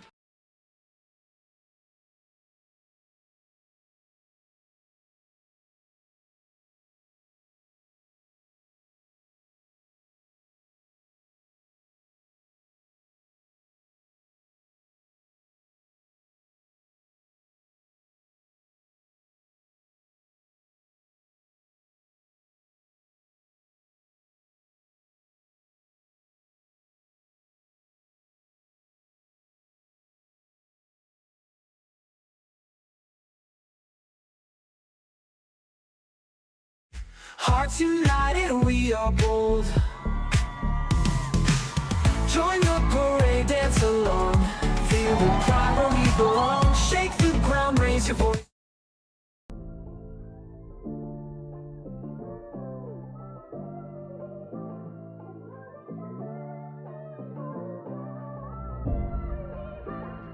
Well. 9:53, boner of the week. David, the flower guy, is here. Dave, how are you? Fine. Dave, you have you got your roses yet? No, I get them on Wednesday. Wednesday for roses for Valentine's Day. They'll be fresh. They'll be fresh. Oh, Yeah, they'll be you don't fresh. want them now. You Yeah. want them fresh for Valentine's. That's good. If you see Dave around town, buy flowers from him. If you want to wait for Valentine's Day, wait till Wednesday. He'll have them then. Are you ready to do a boner of the week? Yep. All right, here we go. Boner candidate number 1. It hasn't been the topic we've been talking about today. Oh, this is that awful Representative Hageman up in Wyoming. Did a town hall, and people kept trying to ask her about ICE and all of that. And she just said, well, this isn't what we're talking about today. And she just gathered up her papers and left the town hall, just left by the side door. Boner candidate number 2, the people in charge are as inept as they are evil. Department of Justice releasing the Epstein files, a lot of stuff not redacted, including naked pictures of young girls, underage girls, and just really poorly handled all the way around. Boner candidate number 3 from Wednesday, I'm just going where the voters are. This is the guy running for governor in Florida who joined Tinder. When asked about why you're on Tinder, he said, well, because there are women voters there, and I need to know what they think. Honest. Boner candidate number 4 from yesterday, Kid Rock and songs for people who love America and sex with underage girls. I'm sure Kid Rock will not be performing this song at the the Turning Point USA halftime show. But he did do it. He did record a song. Cool Daddy Cool was the song where they talk about sex with underage girls. And then boner candidate number 5 from today, the racist in chief. I can't. You just can't even. I can't. No. Today. Yeah, today. I mean, Today's it the really. winner. Yeah. It wasn't hard this week, was it? Yeah. Pretty easy to do. I'd like to scream. Yeah. I'm not going to, but I would like to. All right. Well, let's do the promo and crawl towards the exits. Thank you, David. Yep. We hope you're enjoying your Super Bowl weekend. Radio from Hell will be back on Tuesday. No. We'll be back on Monday. Monday is not a holiday. Yes, it is. I'm manifesting it. Radio from Hell, manifesting days off. Maybe Monday, here on X96. No? Did it work? Do we have it off? No. No. No. The next Monday we will. It was worth a try. Not this coming Monday, but the one after that. You could really test out your theory and your powers and just stay home. Yeah. All right. Fine job as always, Katie. Live long and prosper, bitches. Don't you know who I am? I'm manifesting it. Nick is next. Kicking off nothing but great tunes for 60 minutes.